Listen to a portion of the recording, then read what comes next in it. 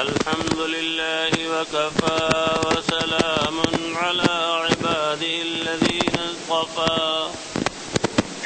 أما بعد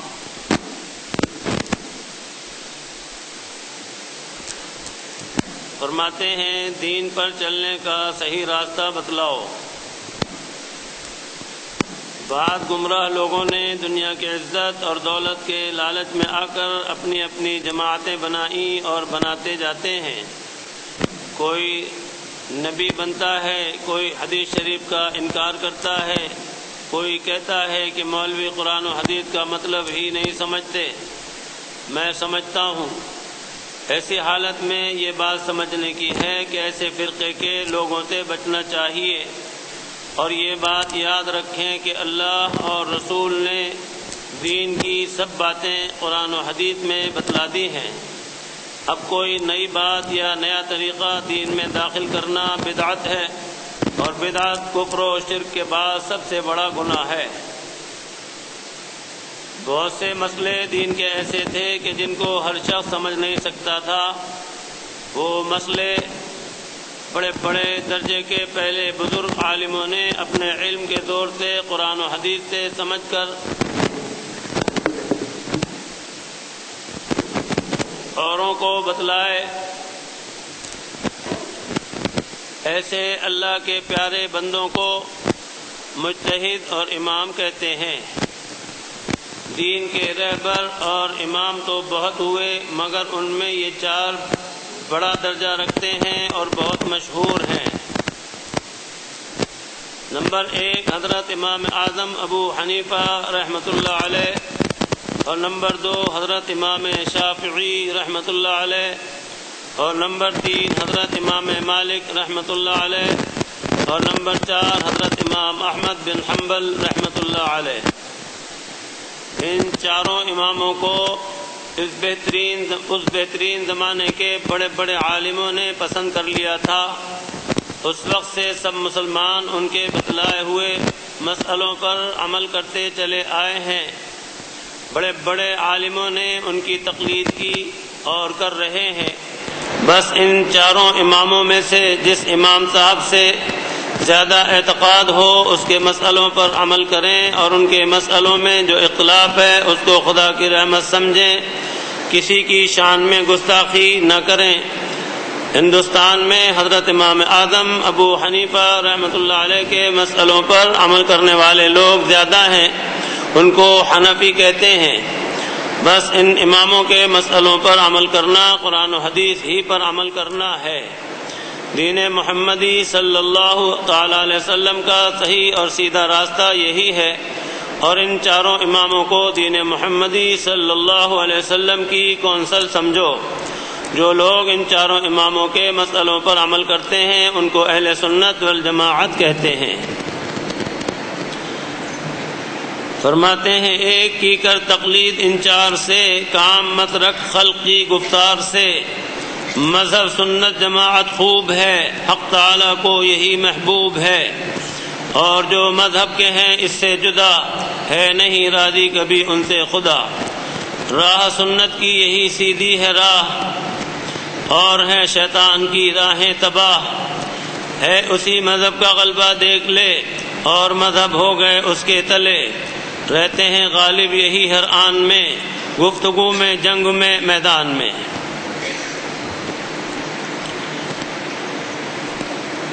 فرماتے ہیں اماموں کا بیان۔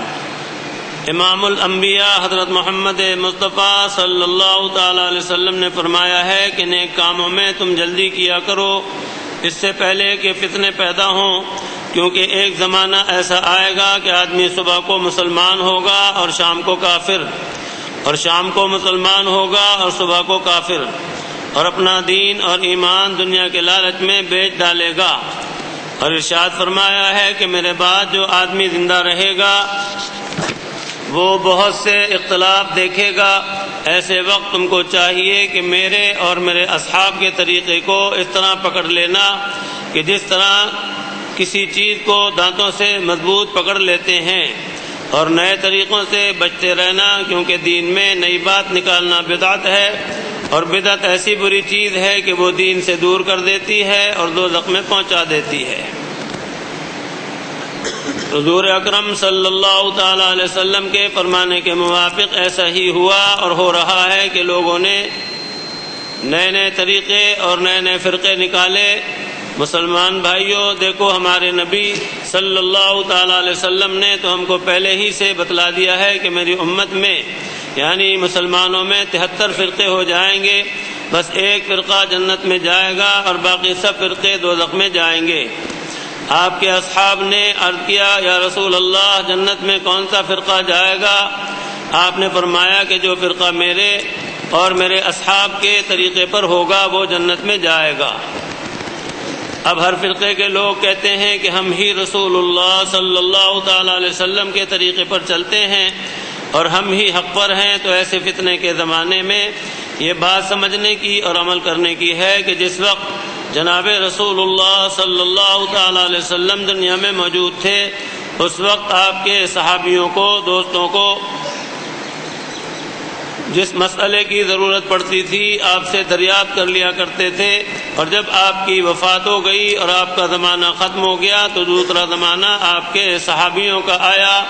انہوں نے جس طرح آپ صلی اللہ علیہ وسلم کو عمل کرتے دیکھا اسی طرح عمل کرتے رہے، اور جب صحابہ کا زمانہ ختم ہونے لگا تو تیسرا زمانہ آیا۔ اس وقت اللہ تعالیٰ نے دین کی حفاظت کے لیے اماموں کو پیدا کیا اور ان کو قرآن و حدیث کے علم کے خزانے عطا فرمائے کہ لوگوں کو اللہ تعالیٰ کے احکام بتلائیں۔ انہوں نے قرآن و حدیث کو اچھی طرح سمجھ کر اور جانچ کر تمام احکام لکھ دیے تاکہ لوگوں کو دین کے احکام قیامت تک معلوم ہوتے رہیں، اور اس برکت والے زمانے کے بڑے بڑے بزرگ عالموں نے ان میں دین کی سمجھ اور مضبوطی دیکھ کر ان کو پسند کیا اور پیشوائی کی سند عطا فرمائی کہ سب لوگ قیامت تک ان کے بتلائے ہوئے مسئلوں پر عمل کریں۔ جن لوگوں نے امام شافعی رحمۃ اللہ علیہ کے بتلائے ہوئے مسئلوں پر عمل کیا وہ شافعی کہلائے، اسی طرح مالکی اور حنبلی کہلائے اور مشہور ہوئے۔ ان چاروں اماموں کے بتلائے ہوئے مسئلوں پر عمل کریں، بس جن لوگوں نے امام اعظم ابو حنیفہ رحمۃ اللہ علیہ کے مسئلوں پر عمل کیا وہ حنفی کہلاتے ہیں۔ ان کے بتائے ہوئے مسئلوں پر عمل کرنا بلا شبہ قرآن و حدیث ہی پر عمل کرنا ہے، ان کے خلاف مسئلے اور طریقہ نکالنا بددینی، اور ان چاروں اماموں کے مسئلوں پر چلنے والوں کو مقلد اور اہل سنت کہتے ہیں۔ ہندوستان میں بہت زیادہ لوگ امام اعظم ابو حنیفہ رحمۃ اللہ علیہ کے مقلد ہیں، ان کو حنفی کہتے ہیں۔ اللہ پاک کی شان ہے کہ اپنے بندوں میں اللہ پاک نے ایسے ایسے حضرات علم کے سمندر پیدا فرمائے، اور ان حضرات نے اس دین کو بہت زبردست طریقے سے محنت کر کے لیا، حاصل کیا اور اس پر خود عمل کیا اور مسئلے مستنبط کیے، اور اس طرح سے امت کے لیے بہت ہی آسان سامان فرما گئے۔ انہوں نے محنتیں کی اور اس طرح سے ہمارے آپ کے لیے راہ ہموار کر دی، اور اللہ تعالیٰ ہی کی شان ہے کہ اس طرح سے یہ 4 سلسلے بہت مشہور ہوئے، اور دنیا بھر میں چاروں سلسلے زندہ ہیں، کہیں مالکی ہیں، کہیں شافعی ہیں، کہیں حنبلی ہیں اور کہیں حنفی ہیں۔ ویسے چاروں سلسلوں میں سب سے زیادہ وسیع سلسلہ حضرت امام اعظم ابو حنیفہ رحمۃ اللہ علیہ کا ہے، اور سب سے آخر تک یہی سلسلہ باقی رہے گا۔ اللہ کی شان ہے کہ روئے زمین پر سب سے زیادہ مقلدوں کے اندر حنفی ہی ہیں، اور اس طرح سے ان حضرات نے جو دین کی خاطر محنتیں کی ہیں اللہ پاک نے ان کو قبول فرمایا ہے۔ حضرت امام اعظم ابو حنیفہ رحمۃ اللہ علیہ، ابو حنیفہ جو مشہور ہوئے، آپ کا نام تو نعمان ہے، صاحبزادی کا نام حنیفہ ہے۔ تو بیٹی سے ایک دفعہ کچھ بات چیت ہوئی، بیٹی نے کہا کہ ابا جی مسئلہ میں بتاؤں، جواب میں دے دوں، مگر شرط یہ ہے کہ آپ مجھے اپنے نام کے ساتھ ایسا مشہور کرا دیں کہ آپ کا نام تو لوگ لیں کہ نہیں لیں لیکن بہرحال میرا نام لیں۔ مسئلہ یہ تھا کہ اس زمانے میں بھی کچھ عورتوں نے سوال کیا کہ جس طرح مردوں کو 4 شادیوں کی اجازت ہے کہ اپنے نکاح میں بیک وقت 4 عورتیں رکھ سکتا ہے، تو عورتوں کو بھی اسی طرح اجازت ہونی چاہیے۔ تو حضرت امام اعظم ابو حنیفہ رحمۃ اللہ علیہ سے جب سوال ہوا تو آپ بڑے متفکر تھے کہ کس طرح سمجھائیں ان عورتوں کو۔ چنانچہ بیٹی نے جب ابا جی کو متفکر دیکھا تو فرمایا کہ آپ فکر نہ کریں، میں جواب دے دوں گی آپ کی طرف سے۔ ظاہر ہے کہ والد جو تھے وہ کس قدر علوم کے سمندر تھے، تو بیٹی کو بھی اللہ پاک نے ان سے جو فیض عطا فرمایا تھا وہ بہت زبردست تھا۔ دوسرے دن جب جواب دینے کا وقت ہوا تو عورتیں آئیں، اس سے قبل انہوں نے اطلاع کرائی کہ آنے کے وقت اپنے ساتھ تھوڑا تھوڑا دودھ لے کر آنا۔ جتنی بھی سوال کرنے والی تھیں وہ اپنے ساتھ تھوڑا تھوڑا دودھ لے کر آئیں، اور باقاعدہ محفل ہو گئی، بٹھا لیا، سوال کا اعادہ کیا، اور اس کے بعد ایک برتن میں کہا کہ سب اپنا اپنا دودھ ڈال دو۔ سب نے برتن میں دودھ ڈال دیا۔ اس کے بعد جب سب نے ڈال دیا تو فرمایا کہ اب سب اپنا اپنا دودھ نکال لو۔ تو ظاہر ہے کہ یہ تو مشکل بات تھی اور ناممکن بندوں کے لیے۔ تو سب بہت زیادہ خاموش ہو گئیں، لاجواب ہوئیں۔ کہا کہ جس طرح سے اب آپ لوگ دودھ نہیں نکال سکتی اور اس میں یہ پتہ نہیں کہ آپ میں سے کس کا دودھ اس کے اندر کس حصے کے اندر ہے، سارا مکس ہو گیا، مل گیا، تو اسی طرح اگر ایک عورت کو 4 مردوں سے شادی کی اجازت دے دی جائے گی تو کام خراب ہو جائے گا، نسب گڑبڑ ہو جائے گا، اور یہ پتہ نہ چلے گا کہ اولاد کس کی ہے۔ اس لیے اللہ پاک نے جو حکم فرمایا ہے وہ بہت زبردست ہے، اور اس میں حکمت اور مصلحت صاف ظاہر ہے۔ اس دن سے اللہ پاک کی شان ہے کہ حضرت امام اعظم ابو حنیفہ رحمۃ اللہ علیہ کا نام جو ہے وہ ابو حنیفہ پڑ گیا، حنیفہ کے ابا۔ اور چاروں امام اپنے اپنے مقام پر بہت اونچے مرتبے کے حامل ہیں، لیکن ان چاروں میں اللہ پاک نے حضرت امام اعظم ابو حنیفہ رحمۃ اللہ علیہ کو بہت اونچا مرتبہ اور مقام عطا فرمایا ہے۔ اور اللہ کی شان ہے کہ جتنا ان کو مقام اونچا ملا تو ان کے حاسد بھی بہت زیادہ ہوئے، اور ہر زمانے میں ہوتے ہیں۔ جو امام استاد ہوں اتنے بڑے بڑے اماموں کے کہ حضرت امام شافعی رحمۃ اللہ علیہ بھی اور حضرت امام احمد بن حنبل رحمۃ اللہ علیہ بھی شاگردوں کے شاگرد ہوں، تو اس امام کا اور استاد کا علم کا کیا عالم ہوگا، جبکہ جاہل جو ہیں وہ کہہ دیتے ہیں کہ ان کو آتا ہی کیا تھا سوائے 17 حدیثوں کے۔ اور یاد رکھیے کہ جس کسی نے بھی بزرگوں کے اوپر کیچڑ اچھالی تو وہ اپنا ہی نقصان کرتے ہیں، اور اللہ پاک سخت ناراض ہوتے ہیں جو اللہ کے ولیوں کو ستائے۔ آپ کا ایک مشہور واقعہ ہے کہ ایک مرتبہ آپ کا ایک حاسد، آپ جا رہے تھے، پیچھے پیچھے آیا اور سلام کر کے بات کی، کہا کہ میں چاہتا ہوں کہ آپ کی ماں سے نکاح کر لوں۔ تو اس نے اس طرح سے بات کی کہ دل کو بہت تکلیف ہوئی، لیکن برداشت کر گئے، اور قاعدے کا جواب دیا کہ بھائی اس میں ایسا ہے کہ میری والدہ ماجدہ تو عاقلہ بالغہ ہیں، وہ اپنے نکاح کا اختیار رکھتی ہیں، میں ان سے پوچھ کر ہی جواب دے سکتا ہوں۔ یہ کہہ کر کچھ ہی آگے چلے تھے کہ پیچھے چیخ مارنے کی آواز آئی، پلٹ کر دیکھا تو وہ آدمی تڑپ رہا تھا، اور ذرا سی دیر میں تڑپ کر جان دے دی۔ اور حقیقت یہ ہے کہ اللہ والوں کی کوئی برائی کرتا ہے تو اس میں 2 باتیں ہیں، ایک تو جن کی برائی کی جاتی ہے ان کے درجے بلند ہوتے ہیں، کیونکہ وہاں گناہ کا تو کوئی کام ہی نہیں، نیکیاں ہی نیکیاں ہیں۔ حضرت امام اعظم ابو حنیفہ رحمۃ اللہ علیہ کے بہت مشہور شاگرد ہیں حضرت امام محمد، امام ظفر، اور اسی طرح سے امام ابو یوسف رحمۃ اللہ علیہ بہت زیادہ مشہور ہیں، اور یہ وقت کے قاضی قضات تھے، اور ان کی ماتحتی میں پوری سلطنت اسلامی کے قاضی ہوا کرتے تھے۔ اور حضرت امام محمد رحمۃ اللہ علیہ کے شاگرد ہیں امام شافعی رحمۃ اللہ علیہ، اور ان کے شاگرد ہیں امام احمد بن حنبل رحمۃ اللہ علیہ۔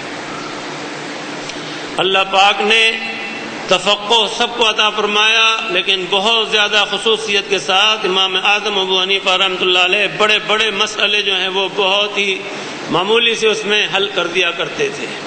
اور آپ کو بھی اللہ کی شان ہے، آپ کپڑے کے تاجر تھے۔ ایک بزرگ کے پاس پہنچے، دیکھا، انہوں نے شکل صورت دیکھی تو بہت زیادہ خوش ہوئے کہ یہ بڑے زبردست عالم فاضل لگتے ہیں۔ معلوم کیا تو کہا کہ میں تو کپڑے کا تاجر ہوں۔ فرمایا کہ جا کے دین سیکھو، تجارت تو چلتی رہے گی، وہ بھی چلے، لیکن دین سیکھو۔ تو آپ نے دین سیکھا، پھر ان کی خدمت میں رہے، اور اس طرح سے وہ درجے حاصل کیے کہ اللہ پاک نے پھر آپ سے ایسے فیض جاری کیے۔ بعض وقت ایسا ہوا کہ استاد پریشان ہوئے کسی جواب کے سلسلے میں، فرمایا کہ آپ بے فکر ہو جائیے، مجھے آگے کر دیجیے۔ آپ کی تاریخ پڑھیں تو آپ لوگ حیران رہ جائیں گے کہ اللہ پاک نے بہت زبردست سمجھ عطا فرمائی تھی۔ تو بہرکیف یہ چار امام چاروں کے چاروں برحق ہیں، اور ان کے سلسلے باقاعدہ جاری ہیں۔ یہ مقلد حضرات ہیں، اور اللہ پاک نے ان سے دین کے خوب کام لیے ہیں، اور اس طرح سے اللہ پاک نے مرتبے اور مقام بخشے ہیں۔ حضرت امام احمد بن حنبل رحمۃ اللہ علیہ کا ایک واقعہ آپ سے عرض کرتا ہوں۔ میں نے سنا تھا حضرت قاری محمد طیب صاحب رحمۃ اللہ علیہ محتمم دارالعلوم دیوبند سے، فرمایا کہ ایک مرتبہ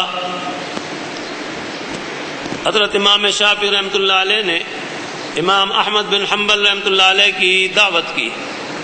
امام احمد بن حنبل رحمۃ اللہ علیہ بغداد میں رہتے تھے، اور امام شافعی رحمۃ اللہ علیہ مصر میں رہتے تھے۔ ایک خادم کے ذریعے سے پیغام بھجوایا کہ جی چاہتا ہے کہ بہت عرصہ ہو گیا دیکھے ہوئے، آپ آئیں اور آپ کی دعوت بھی ہو، ملاقات بھی ہو۔ تو منظور کر لی۔ خادم کو حضرت امام احمد بن حنبل رحمۃ اللہ علیہ نے جوڑا دیا۔ دستور تھا کہ جو آدمی بھی کوئی پیغام لے کر آتا تو اس کو اپنا جوڑا اتار کر دے دیا کرتے تھے۔ جوڑا دے دیا، وہ بہت سنبھال کر لائے، اور حضرت امام شافعی رحمۃ اللہ علیہ نے فرمایا کہ بھئی ہماری یہ تو جرأت اور ہمت نہیں کہ ہم آپ سے جوڑا لے لیں، لیکن یہ جوڑا اتنی وقت کے لیے دے دو کہ ہم اسے بھگو کر اس کا پانی لے لیں۔ ایسے ایسے بزرگوں کو سمجھنے والے اور بزرگ بنانے والے حضرات تھے، بڑے زبردست مردم شناس تھے۔ چنانچہ جوڑا تو انہی کے پاس رہنے دیا، لیکن بہرحال بھگو کر اس کا پانی حاصل کر لیا برکت کے لیے۔ جب امام احمد بن حنبل رحمۃ اللہ علیہ وقت مقرر پر مصر آنے لگے تو حضرت امام شافعی رحمۃ اللہ علیہ استقبال کے لیے مصر سے باہر نکلے۔ شہر سے باہر نکلے تو یکے بعد دیگرے دیکھا کہ لوگ بھی چلے جا رہے ہیں۔ تو وقت کے جو خلیفہ تھے انہوں نے کہا کہ یہ سارا مجمع کہاں جا رہا ہے؟ تو مصاحبین میں جو بھی ان کے پاس تھے انہوں نے کہا کہ اس طرح سے بغداد سے امام آ رہے ہیں۔ ان کے استقبال کے لیے امام شافعی رحمۃ اللہ علیہ گئے تو ان کو جب جاتے دیکھا تو ایک سے دوسرے کو اطلاع ہوئی تو لوگ چل دیے، پورا شہر امٹ کر چلا گیا۔ انہوں نے کہا کہ یہ آخر کیا بات ہے کہ پورا شہر اس خبر پر ان کو لینے کے لیے چلا گیا، استقبال کے لیے چلا گیا۔ بڑی حیرانی کی بات ہے اور بڑے تعجب کی بات ہے۔ انہوں نے کہا کہ نہیں، تعجب کی تو کوئی بات نہیں، آپ کی حکومت وجود کے اوپر ہے اور ان کی حکومت دلوں کے اوپر ہے۔ اس بنا پر بغیر کسی ڈنڈے کے، بغیر کسی زور کے بے ساختہ چلے گئے۔ چنانچہ آپ کو لے کر آئے۔ حضرت امام شافعی رحمۃ اللہ علیہ بہت زیادہ اللہ پاک کی طرف سے شاہانہ زندگی نصیب ہوئی اور بہت ہی مہمان نوازی میں سباق تھے۔ چنانچہ جب امام احمد بن حنبل رحمۃ اللہ علیہ آ گئے، بہت زبردست دسترخوان تھا، شاہی دسترخوان، زبردست نعمتیں تھیں۔ تو گھر میں بچیاں تھیں آپ کی، انہوں نے چھپ چھپ کر، جیسا کہ عام طریقہ ہوتا ہے کہ بے قراری ہوتی ہے اور چھپ چھپا کے دیکھا ہی کرتے ہیں، تو انہوں نے بھی چھپ چھپ کے جو دیکھا تو بڑی حیران ہوئی کہ یہ امام احمد بن حنبل رحمۃ اللہ علیہ کے یہ بڑے بزرگ معلوم ہوتے ہیں، سنا تھا کہ بڑے بزرگ ہیں، لیکن ان کی جو حالت ہے اس سے تو بزرگی لگتی نہیں کہ کھانے پر ٹوٹ پڑے، بالکل بھوکے کی طرح سے، ندیدے کی طرح سے، اور کھائے جا رہے ہیں۔ تو دل میں خیال پیدا ہوا کہ یہ بزرگ کوئی نہیں ہے، ویسے ہی بنے ہوئے بزرگ ہیں، ابا جی نے خواہ چڑھا دیا۔ صبر کر لیا، چنانچہ اس کے بعد رات کو آرام کے لیے ایک کمرہ خالی رکھا ان کے لیے، اس میں انہیں آرام کے لیے ساری چیزیں مہیا کر دی، لوٹا پانی کا بھر کر رکھ دیا، مصلی رکھ دیا، اور اس طرح سے بتا دیا کہ یہ سارا سب کچھ انتظام آپ کے لیے کر دیا ہے۔ صبح نماز فجر کے لیے حضرت امام شافعی رحمۃ اللہ علیہ آئے، اٹھایا اپنے ساتھ اور لے گئے۔ دیکھا تو پہلے سے جا کے بیٹھے تھے۔ بچیوں نے آ کے دیکھا تو لوٹا جوں کا توں بھرا رکھا تھا، کہنے لگے کہ یہ کیسے بزرگ ہیں، رات کو دبا کے کھایا تو سوئے بھی ایسے ہوں گے تناکے کے، صبح آنکھیں نہیں کھلی ان کی، بزرگ تو تہجد بھی پڑھتے ہیں، اور یہ ایسے سوئے کہ انہوں نے وضو ہی نہیں کیا، تہجد کے لیے اٹھے ہی نہیں ہوں گے۔ جب ناشتے پر بیٹھے تو بیٹیوں نے کہا ابا جی آپ تو بڑی تعریف کر رہے تھے ان کی، ہم نے تو کوئی بزرگی کی ان کے اندر شان دیکھی نہیں۔ تو حضرت امام شافعی رحمۃ اللہ علیہ نے، حضرت قاری صاحب نے بڑا مفصل مزے لے کر بیان کیا تھا اس واقعے کو۔ ناشتے پر فرمایا کہ بیٹیاں کچھ اس طرح سے پوچھ رہی ہیں اور میں بھی کیا جواب دے سکتا ہوں جب تک کہ آپ جواب نہ دیں کہ کیا قصہ ہے۔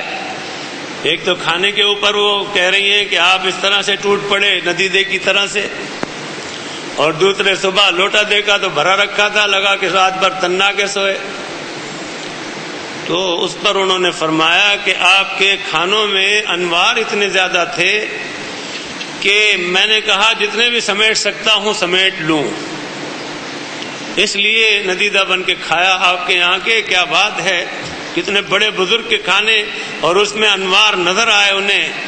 اور دوسرا یہ کہ ان انوار کی برکت یہ رہی کہ رات کو پوری رات اللہ کی عبادت اور اطاعت میں رہا، سونے کی ضرورت ہی نہیں پڑی، اور جب سویا ہی نہیں تو وضو گیا نہیں، لہذا اسی وضو سے جو شام کا وضو تھا اسی سے صبح کی نماز بھی پڑھی میں نے۔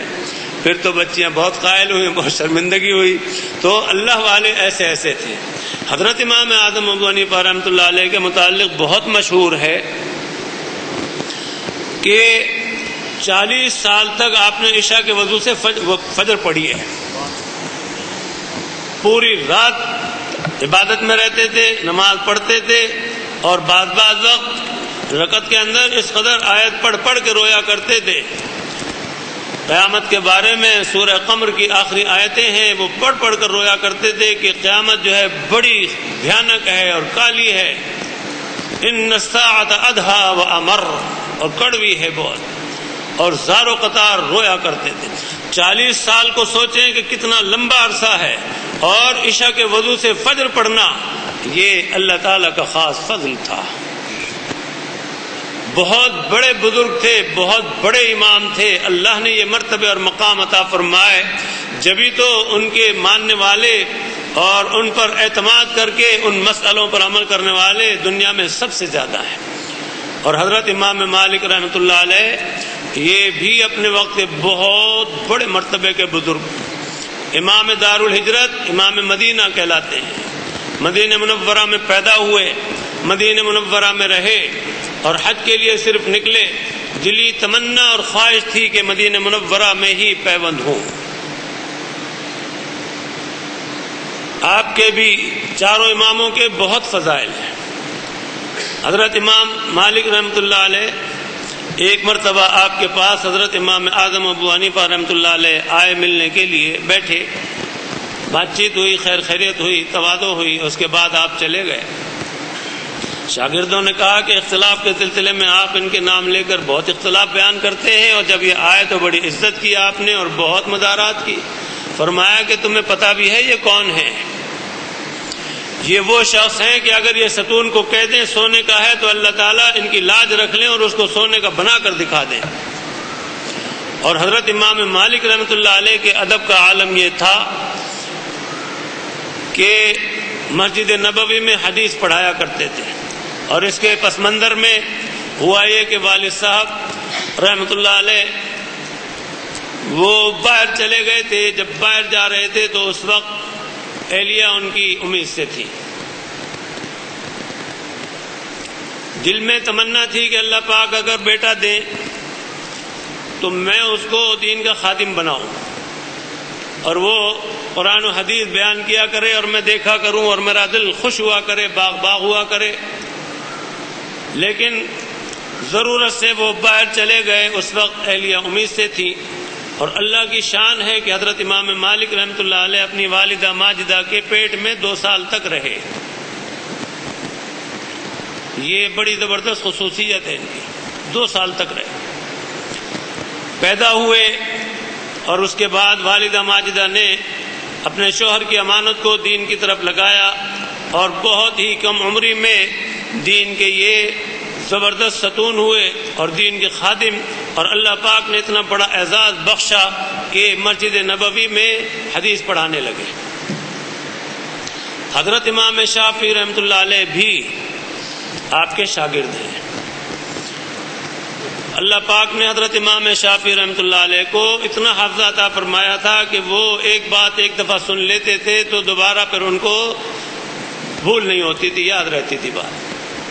حضرت امام مالک رحمۃ اللہ علیہ کے درس میں باقاعدہ احادیثیں لکھی جاتی تھی تو آپ اجازت لے کر جب بیٹھے تو انگلی سے ہاتھ پر لکھتے رہتے تھے.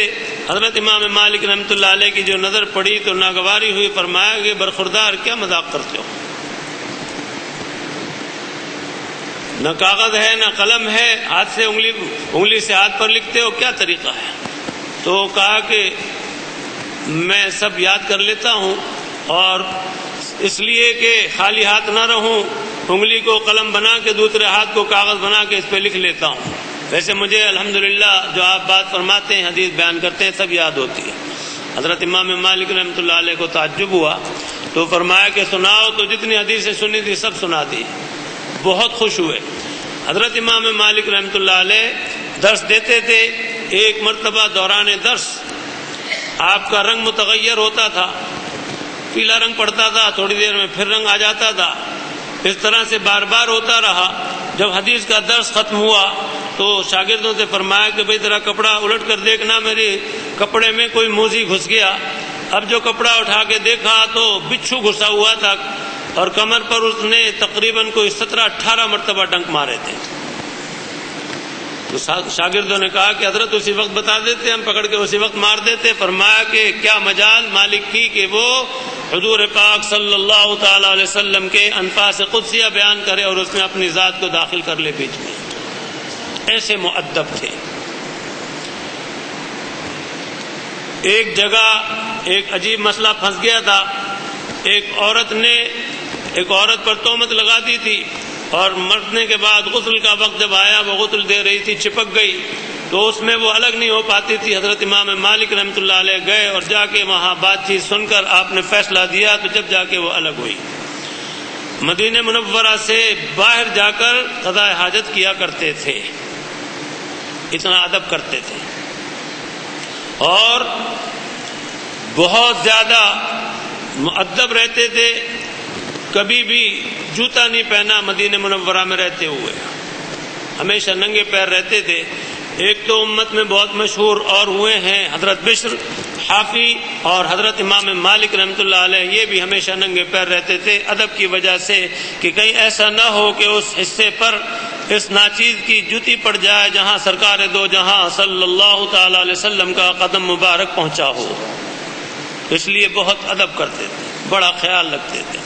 اور اللہ تعالیٰ نے کیسی مراد پوری فرمائی، دین خوب پھیلا ان کے ذریعے سے اور پھر آخر میں جو تمنا تھی دلی وہ پوری ہوئی کہ وہ جنت البقیع کے اندر آرام فرما ہے اور ان کی قبر بھی بہت مشہور ہے اور ان کے بالکل برابر میں حضرت امام نافع رحمۃ اللہ علیہ بھی ہیں. چنانچہ حدیث کا درس دیا کرتے تھے.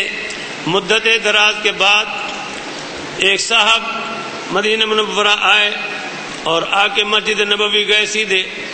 اس وقت یہ طریقہ تھا اور مسنون طریقہ یہی ہے جو آج تقریباً متروک ہو گیا کہ جب سفر سے واپس آیا کرتے تھے تو سرکار دو جہاں صلی اللہ تعالی علیہ وسلم کا پیارا طریقہ یہی ہے کہ پہلے مسجد نبوی میں آتے، تھوڑے رکتے، وہاں نماز پڑھتے، ساتھیوں سے بات چیت کرتے، خیر خیریت لیتے، خیر خیریت دیتے، اتنے میں گھر والے سنبھل جاتے اور ذرا ٹھیک ہو جاتے۔ تو اسی طرح سے ہمارے آپ کے لیے بھی یہی سنت ہے۔ بہرحال مسجد نبوی میں سیدھے آئے، آ کے وہاں دیکھا تو ایک نوجوان حدیث شریف کا درس دے رہے ہیں۔ بیٹھ گئے، درس سنتے رہے، دل ہی دل میں بڑی تمنا کرتے رہے کاش میرے بھی بیٹا ہوتا اور میرا بیٹا اس طرح سے درس دیتا اور میں دیکھتا اور میرا دل باغ باغ ہوتا، میرا رواں رواں خوش ہوتا۔ درس ختم ہو گیا، طلبہ سارے منتشر ہو گئے، یہ بھی چلے اور درس دینے والے امام مالک رحمۃ اللہ علیہ بھی چلے، الگ الگ اپنے طور پر چلے۔ آگے چل کر گلی ایک ہو گئی، آگے چل کر کوچہ ایک ہو گیا، اور اس کے بعد اسی دروازے پر پہنچے جس پر امام مالک رحمۃ اللہ علیہ گئے، اسی پر وہ نووارد بھی پہنچے۔ دستک دی، ایک نے دوسرے کو روکا۔ حضرت امام مالک رحمۃ اللہ علیہ نے کہا کہ آپ کہاں جا رہے ہیں جناب؟ یہ مکان میرا ہے۔ انہوں نے کہا کہ آپ کہاں جا رہے ہیں جناب؟ یہ مکان میرا ہے۔ اندر سے آواز آئی والدہ ماجدہ کی کہ دونوں ہی آ جاؤ۔ اب جو اندر داخل ہوئے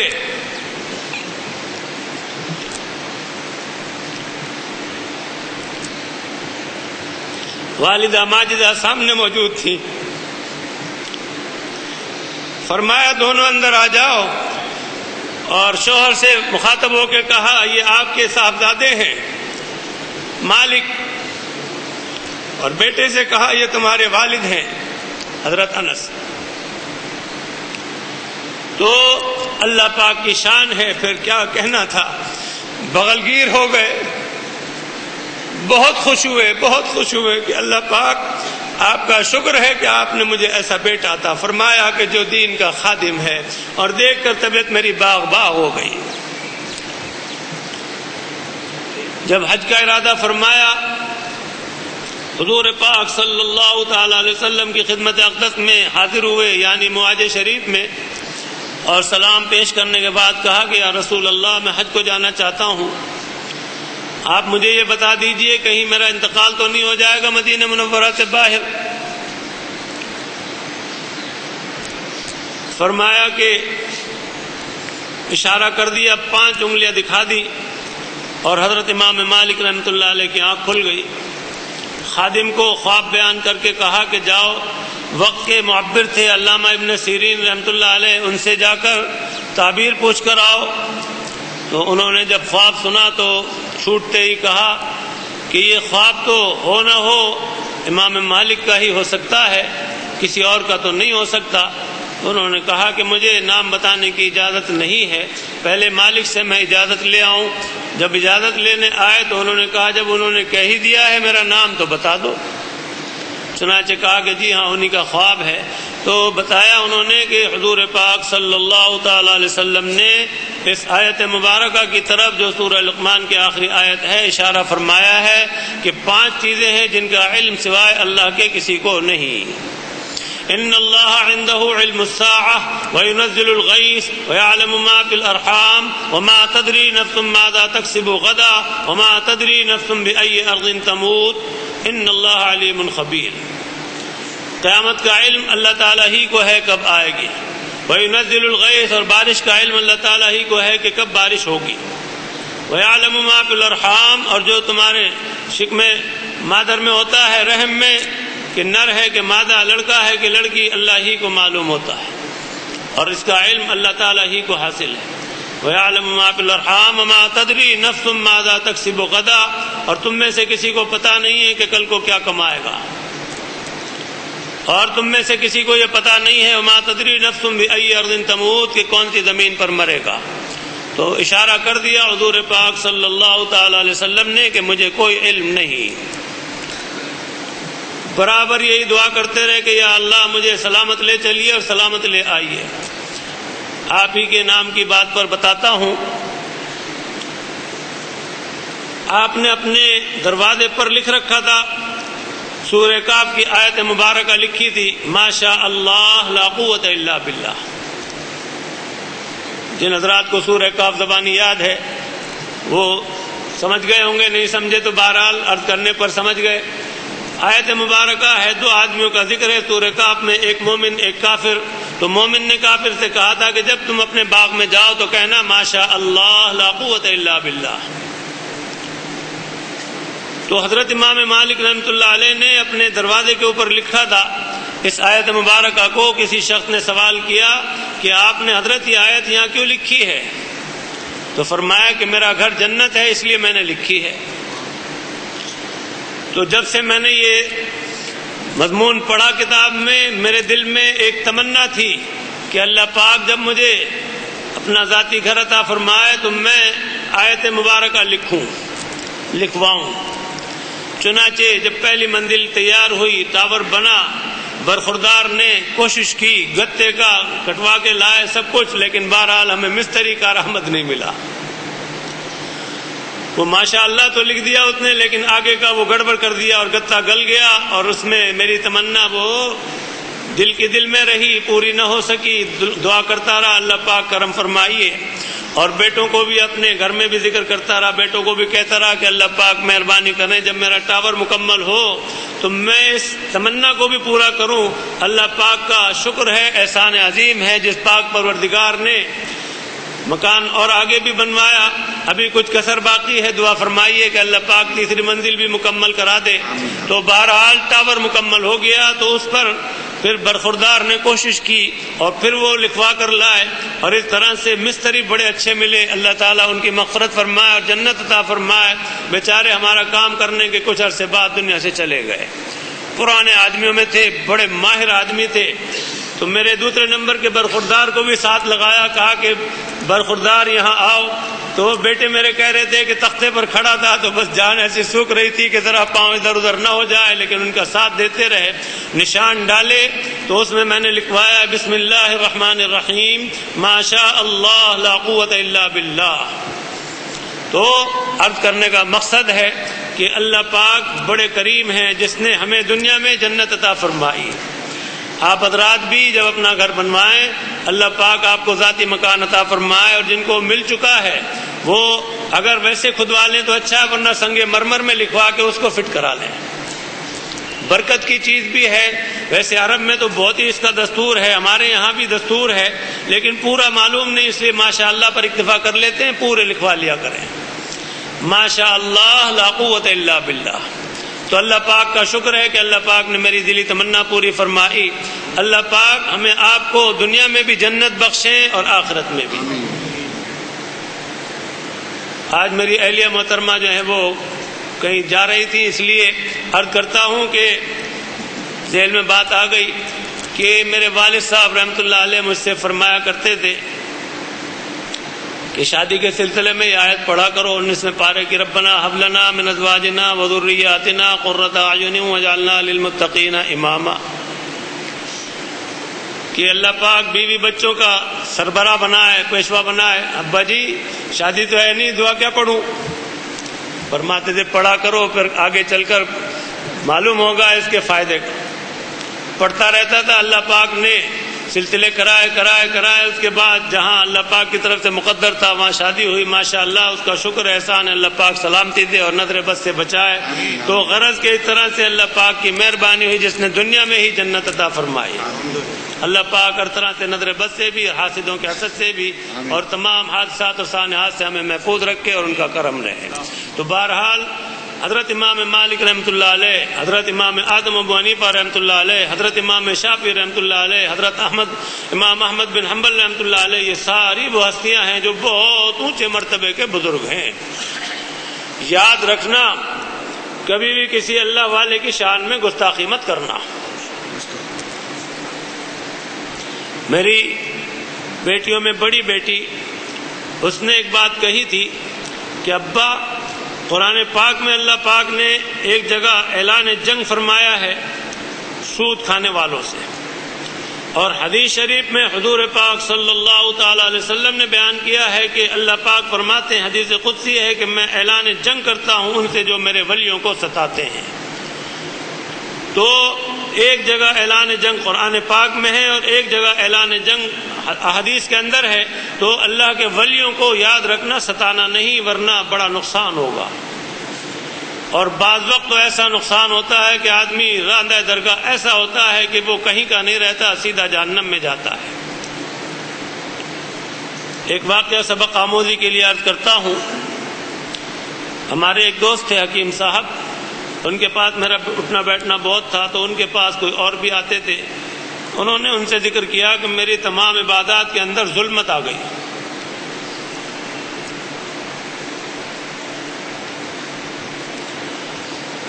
وہ پوچھتے تھے کہ کوئی گناہ ہو گیا، کوئی برائی ہو گئی، کوئی وجہ ہو گئی وغیرہ وغیرہ، لیکن وہ سب منع کرتے تھے کہ میں تہجد بھی پڑھتا ہوں، باقاعدہ فرائض واجبات سنن و مستحبات سب کی ادائیگی کا تمام انتظام ہے۔ ہوتے ہوتے وہ پوچھتے رہے، طرح کئی دن کے بعد جا کے بات کھلی تو انہوں نے کہا کہ تم ایسا تو نہیں ہے کہ کسی صحابی کے بارے میں کچھ بدگمان ہو؟ اتنا پوچھنا تھا کہ انہوں نے فوراً کہا ہاں، حضرت رافع بن خدیج رضی اللہ تعالی عنہ، ان کے بارے میں مجھے کچھ ناگواری ہے۔ کوئی بات انہوں نے پڑھی ہوگی، سنی ہوگی، واللہ عالم، تو ان کو وہ برا سمجھتے تھے۔ کہا کہ بس یہی تو بات ہے، ارے وہ صحابی رسول ہیں، اللہ کے محبوب اور اللہ کے محبوب کے محبوب ہیں، تم ان کے بارے میں کہاں یہ برا سوچنے چلے؟ توبہ کرو۔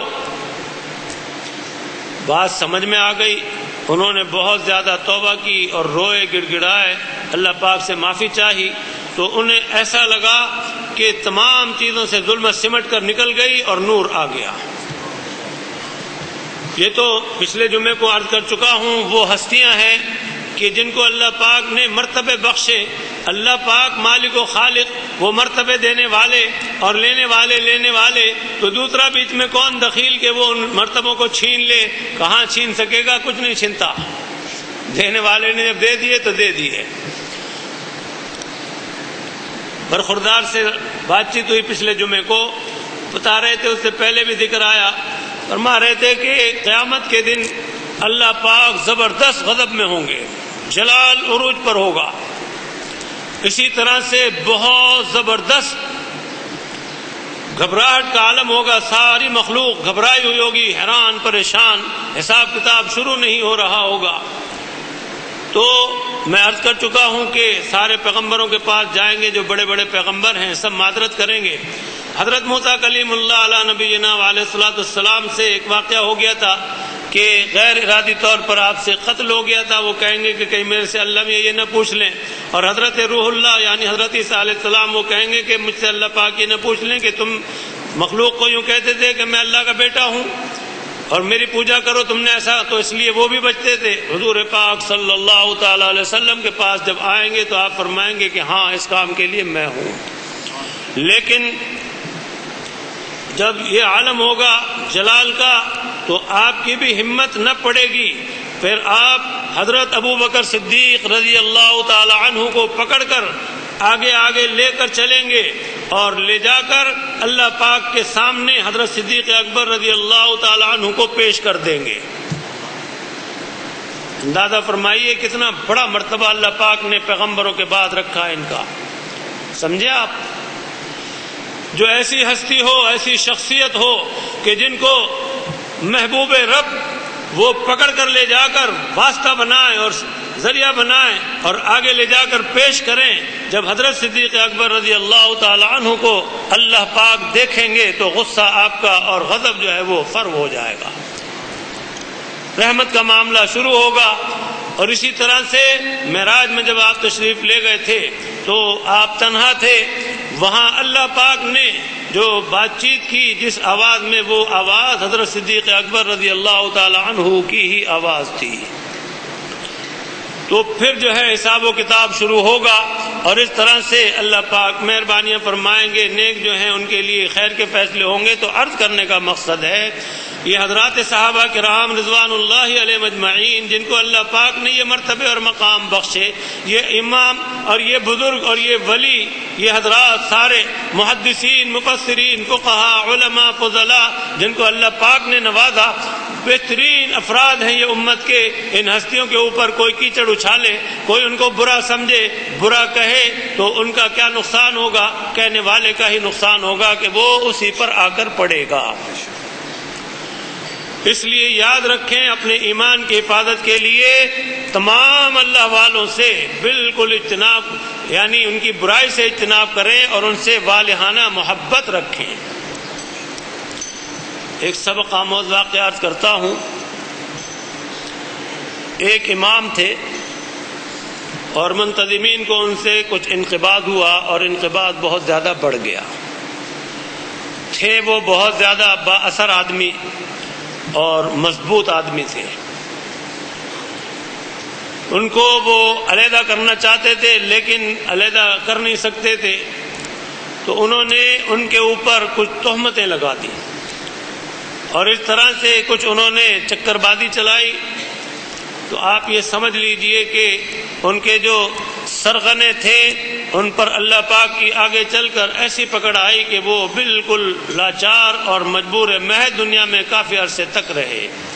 ان کی گویائی اللہ پاک نے چھینی اور اس طرح سے وہ معذور محض ہو کر رہ گئے، عضو معطل کی طرح ہو گئے، اور ان کو تو احساس بھی نہ ہوا ہوگا کہ انہوں نے کسی اللہ کے بندے کی بے حرمتی کی تھی، اس پر تہمت لگائی تھی۔ تو اس لیے کسی بھی اللہ والے کو یاد رکھیے کہ مت ستائیے اور نہ اس کے بارے میں اپنے دل میں کوئی برا خیال لائیے۔ اگر اختلاف بھی ہے تو خاموشی اختیار کر لیں، وہ جانے اور ان کا معاملہ جانے۔ اللہ تعالیٰ کے ساتھ اللہ تعالیٰ کے بندوں کے عجیب و غریب معاملات ہیں۔ بہت سے بندے دیکھنے میں بڑے بیکار لگتے ہیں لیکن وہ اللہ والے ہوتے ہیں۔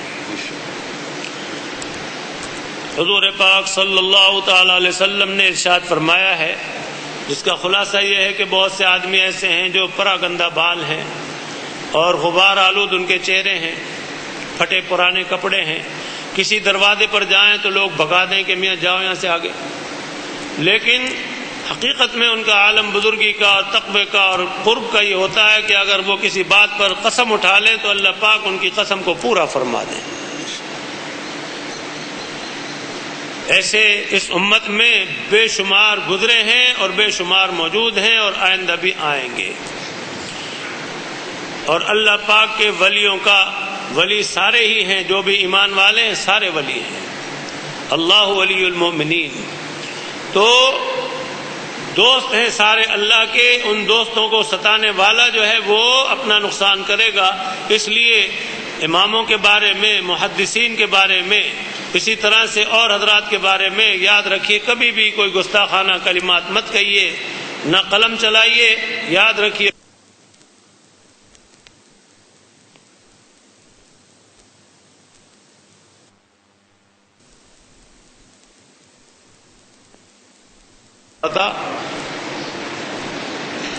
ایک شخص نے طالب علمی کے زمانے میں دورہ پڑ رہا تھا جب، تو حضرت امام اعظم ابو حنیفہ رحمۃ اللہ علیہ کے اوپر کیچڑ اچھال دی اور یہی کچھ کہا جو میں نے تھوڑی دیر پہلے کہا ہے کہ ان کو آتا کیا تھا، وہ تو 17 حدیثیں جانتے تھے، اس سے زیادہ تو میں جانتا ہوں۔ تو وقت کے جو استاد تھے وہاں پڑھا رہے تھے شیخ الحدیث صاحب، انہوں نے بڑے صاحب، وہ بھی صاحب مرتبت اور صاحب نسبت تھے، فرمایا کم وقت تو مردود ہو کر اور مرتد ہو کر مرے گا۔ چنانچہ وہ تقلید چھوڑ کر غیر مقلد ہوا اور اس طرح سے وہ گستاخیاں کرتا رہا۔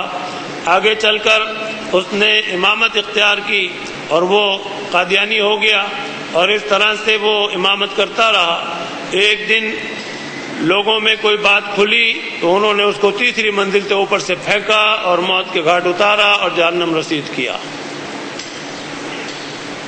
تو اس لیے یاد رکھیں، اگر کوئی بندے نہیں پکڑ پائیں گے تو اللہ پاک کی طرف سے ایسی پکڑ آ جائے گی کہ عبرت کا نمونہ بنا دیں گے۔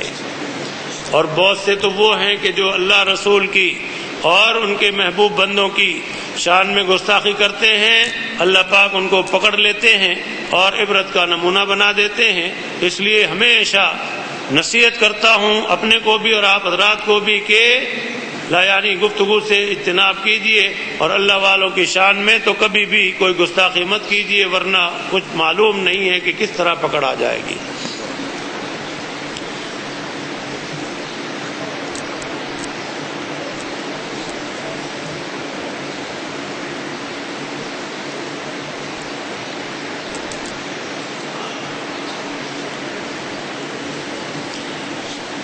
تھوڑے سے حالات بیان کرتے ہیں حضرت امام اعظم ابو حنیفہ رحمۃ اللہ علیہ کے حالات شریفہ۔ آپ کا اسم شریف نعمان اور کنیت ابو حنیفہ اور لقب امام اعظم ہے۔ نوشیروان جو ملک فارس کا بادشاہ تھا، آپ اس کی اولاد میں سے ہیں۔ آپ کے والد کا نام ثابت ہے۔ آپ سن 80 ہجری میں پیدا ہوئے۔ یہ وہ زمانہ تھا کہ جناب رسول اللہ صلی اللہ تعالی علیہ وسلم کے بعد صحابہ اس وقت موجود تھے۔ چھوٹی سی عمر میں آپ کو دین کے علم پڑھنے کا شوق ہوا اور قرآن مجید 7 قراتوں میں پڑھا اور 4000 عالموں سے قرآن و حدیث کا علم پڑھا۔ آپ کے استاد بڑے بڑے بزرگ اور پرہیزگار تھے۔ آپ کے تقوی پر ایک بات یاد آئی، ممکن ہے اس میں بھی ہو نہ ہو، کہ آپ کپڑے کے تاجر تھے اور دین کی خدمت میں بھی مستقل ماشاءاللہ لگے ہوئے تھے۔ تو ایک مرتبہ آپ کے کپڑوں میں تھان کے اندر ایک تھان عیب دار تھا۔ آپ کو کہیں ضروری کام سے جانا تھا تو ملازم سے فرما گئے تھے کہ یہ تھان عیب دار ہے، اگر کوئی تاجر آ جائے، کوئی آدمی خریدار آ جائے تو عیب ظاہر کر کے پیسے کم لے کر اسے بیچنا۔ عجب اتفاق ہوا کہ کوئی بڑا تاجر آیا اور وہ بہت کپڑا لے گیا اور اسے یہ بات یاد بھی نہ رہی اور سارے کپڑے میں وہ تھان بھی چلا گیا۔ حضرت امام اعظم ابو حنیفہ رحمۃ اللہ علیہ جب تشریف لائے تو انہوں نے بتایا کہ اس طرح ایک تاجر آئے تھے اور بہت کپڑا لے کر گئے ہیں۔ تو آپ نے چھوٹتے پوچھا کہ وہ تھان جو تھا اس کا ذکر کیا تم نے؟ کہا کہ ارے وہ تو بھول ہی گیا میں حضرت۔ فرمایا غضب کر دیا، اب بتاؤ میں اتنے پیسوں کے اندر اس تھان کے پیسے الگ کیسے کروں؟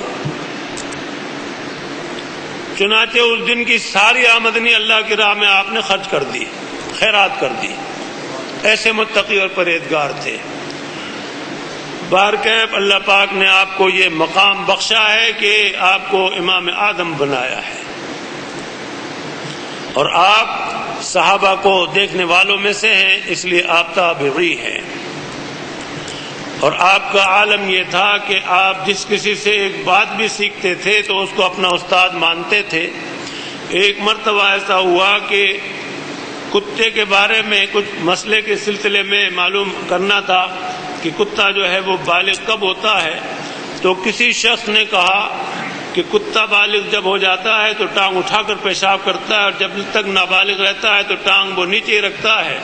فرمایا کہ وہ میرا استاد ہے، اور کبھی بھی آئے تو ان کے لیے کپڑا بچھاتے تھے اور بڑی عزت کرتے تھے کہ یہ استاد ہے، انہوں نے مجھے ایک بات سکھائی تھی۔ کیسے زبردست قدردان تھے، اسی بنا پر ان کے استادوں کی تعداد بھی اتنی زیادہ ہے کہ انہوں نے ایک ایک بات سیکھنے والے کو بھی اپنا استاد شمار کیا ہے۔ اور خوش نصیبی ہے ان کی کہ جو استاد ہوئے، اور ان کی خوش نصیبی ہے کہ ایسے استادوں کے شاگرد ہوئے، اور شاگردوں کی خوش نصیبی ہے کہ ایسے امام کے شاگرد ہوئے۔ ہم اور آپ بھی ان کے شاگرد ہیں، اللہ کا شکر ہے، الحمدللہ۔ اللہ پاک کرم رکھے اور اس شاگردی کو قبول فرمائے۔ فرماتے ہیں آپ کے شاگرد بھی بڑے بڑے عالم اور بزرگ ہوئے، جیسے حضرت امام ابو یوسف رحمۃ اللہ علیہ اور حضرت امام محمد رحمۃ اللہ علیہ اور حضرت فضیل بن عیاض رحمۃ اللہ علیہ اور حضرت ابراہیم بن ادم رحمۃ اللہ علیہ اور حضرت بشر حافظ رحمۃ اللہ علیہ اور حضرت داؤد طاہر رحمۃ اللہ علیہ۔ فرماتے ہیں حضرت امام اعظم ابو حنیفہ رحمۃ اللہ علیہ کی سب سے بڑی بزرگی یہ ہے کہ آپ نے امام الانبیاء حضرت محمد مصطفیٰ صلی اللہ تعالی علیہ وسلم کے کئی صحابہ کی زیارت کی ہے، اور جس شخص نے مسلمان ہونے کی حالت میں حضور اکرم صلی اللہ تعالی علیہ وسلم کے صحابہ کو دیکھا اور اسی پر انتقال ہوا، اس کو تابعی کہتے ہیں۔ پچھلے جمعے کو مفصل عرض کر چکا ہوں۔ تو اللہ پاک نے آپ کو یہ مقام بھی عطا فرمایا کہ آپ تابعی ہیں، اور تابعی کے بارے میں حضور اکرم صلی اللہ تعالی علیہ وسلم فرماتے ہیں کہ جس نے میرے دیکھنے والے مسلمان یعنی صحابی کو دیکھا وہ دوزخ میں نہیں جائے گا۔ تو آپ کو تابعی ہونے کی بھی بزرگی حاصل ہے۔ روشنی ہاتھوں میں دے دی ہے تیرے، راہ سیدھی آپ تو اب دیکھ لے، راہ سیدھی آپ تو اب دیکھ لے۔ تو اللہ پاک نے بڑا کرم فرمایا، یہ مرتبے اور مقام بخشے۔ پیشن گوئی بخاری شریف اور مسلم شریف میں لکھا ہے کہ جناب رسول اللہ صلی اللہ تعالی علیہ وسلم نے فرمایا کہ ملک فارس میں اللہ کا ایک ایسا بندہ پیدا ہوگا کہ اگر علم آسمان پر بھی ہو تو وہ علم کو آسمان پر سے اتار لائے گا اور علم کو حاصل کرے گا۔ یہ پیشن گوئی امام اعظم ابو حنیفہ رحمۃ اللہ علیہ کے لیے تھی، کیونکہ ملک فارس میں آپ کے برابر کوئی عالم نہیں ہوا۔ اللہ کی شان ہے کہ اس طرح سے آپ کو وہ بزرگی عطا فرمائی اور وہ شان عطا فرمائی کہ آپ کا کوئی مقابلہ کر نہ سکا، اور اللہ پاک نے آپ کے فیوض و برکات کو قیامت تک کے لیے جاری اور ساری فرما دیا۔ حضور پاک صلی اللہ تعالی علیہ وسلم سے بڑا زبردست تعلق تھا، بہت ہی زبردست قوی تعلق تھا، نہایت متبع سنت تھے۔ ایک مسئلے کے بارے میں حضور پاک صلی اللہ تعالی علیہ وسلم سے خواب میں بات چیت ہوئی۔ وہ مسئلہ یہ ہے کہ درود شریف دوسری رکعت میں فرضوں کے تحیات کے بعد بھولے سے آدمی درود شریف پڑھ لے اللہم صلی علی محمد یا اس سے زیادہ تو سجدہ سہو واجب ہو جاتا ہے۔ اگر صرف اتنا پڑھے اللہم صلی علی تو سجدہ سہو واجب نہیں ہوتا۔ حضور پاک صلی اللہ تعالی علیہ وسلم نے فرمایا ابو حنیفہ تم نے یہ کہا ہے کہ مجھ پر کوئی درود پڑھ لے تو سجدہ سہو واجب ہو جاتا ہے؟ فرمایا ہاں یا رسول اللہ، بھول کے پڑھتا ہے تو واجب ہو جاتا ہے۔ فرمایا کہ درود پڑھنے پر، فرمایا کہ آپ پر درود پڑھے اور بھول کر پڑھے تو اس کے لیے یہ ضروری ہے، یعنی جرمانہ اس کے اوپر ضروری ہے، 2 سجدے کر ایسا ہو گیا۔ جناب رسول اللہ صلی اللہ تعالی علیہ وسلم مسکرانے لگے۔ تو ان حضرات کی کیا بات ہے، آگے ارشاد فرماتے ہیں یہ خاص بزرگی کے فارس کے لوگوں میں اللہ پاک نے اتنا بڑا مقام عطا فرمایا، یہ خاص بزرگی بھی آپ کو حاصل ہے۔ آپ کی پرہیزگاری اور عبادت آپ کی وفات کے بعد حضرت حسن بن عماد رحمۃ اللہ علیہ جو اس وقت بہت بڑے بزرگ تھے، آپ کو غسل دیتے وقت انہوں نے فرمایا کہ آپ پر اللہ کی رحمتیں ہیں کہ آپ 30 برس سے ہمیشہ روزہ رکھتے رہے اور 40 برس عشاء کے وضو سے آپ نے صبح کی نماز پڑھی اور ساری رات نفل نمازوں میں قرآن پڑھا، اور اپنی وفات کی جگہ آپ نے 1000 قرآن ختم کیے۔ دوپہر کو کچھ تھوڑا سا آرام کر لیتے تھے، باقی ہر وقت علم کے پڑھانے میں لگے رہتے تھے۔ آپ نے 55 حج کیے۔ آج چند حج کر لیتا ہے تو بناسپتی لوگ جو ہے وہ اعتراض کرنے لگتے ہیں کہ جی حج ایک دفعہ ہوتا ہے، یہ بار بار کیوں جاتے ہیں؟ بڑی تکلیف ہوتی ہے ان کو، کیڑا کاٹتا ہے، بہت زیادہ پریشان ہوتے ہیں۔ تو یاد رکھیے کہ اللہ پاک بلاتے ہیں۔ حضرت آدم علیہ نبینا علیہ الصلوۃ والسلام نے 60 حج کیے تھے۔ حضرت جامع رحمۃ اللہ علیہ انہوں نے 37 حج کیے تھے۔ تو حضرت امام اعظم ابو حنیفہ رحمۃ اللہ علیہ انہوں نے 55 حج کیے تھے۔ ابھی ایک بزرگ ہستی ہیں، اس دفعہ ان سے تو ملاقات چند سال سے ہو ہی رہی تھی، ان کے بھانجے سے بھی ہوئی، ان سے گفتگو ہوئی تو پوچھا میں نے کہ آپ نے کتنے حج کیے؟ تو ماشاءاللہ انہوں نے بتایا کہ مجھے صحیح تو یاد نہیں ہے، 30 سے اوپر ہیں۔ ان کے ماموں صاحب ہیں، ان سے ملاقات رہتی ہے حرم شریف میں، پاکستان ہی کے ہیں اپنے، ان سے ان کے بارے میں ان کے صاحبزادے سے میں نے پوچھا، ان کے بھانجے سے پوچھا، انہوں نے فرمایا کہ ماشاءاللہ اس دفعہ جو حج گیا یہ 43واں حج تھا ان کا۔ اللہ پاک کی شان ہے جس کو بلائے۔ ایک مکہ مکرمہ کے رہنے والے تھے، 95 میں ان کی میری حرم شریف میں ملاقات ہوئی کہ ہمارے ساتھی، ہماری حج کی ساتھی تھی محترمہ عمر رسیدہ، ان کو وہ کرا رہے تھے طواف زیارت، تو اس درمیان میں وہ اور ہم بیٹھے باتیں کر رہے تھے، تو اس وقت انہوں نے بتایا کہ یہ میرا 32واں حج ہے، مکہ مکرمہ کے رہنے والے۔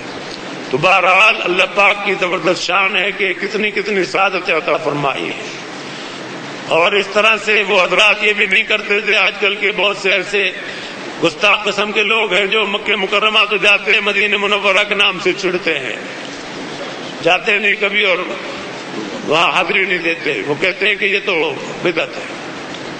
بہرحال حضرت امام اعظم حنیفہ رحمۃ اللہ علیہ جو تھے مکہ مکرمہ میں بھی اور مدینہ منورہ میں بھی برابر حاضری دیتے تھے، اور اس طرح سے اللہ پاک کے بہت زیادہ محبوب اور مقبول بندوں میں سے تھے۔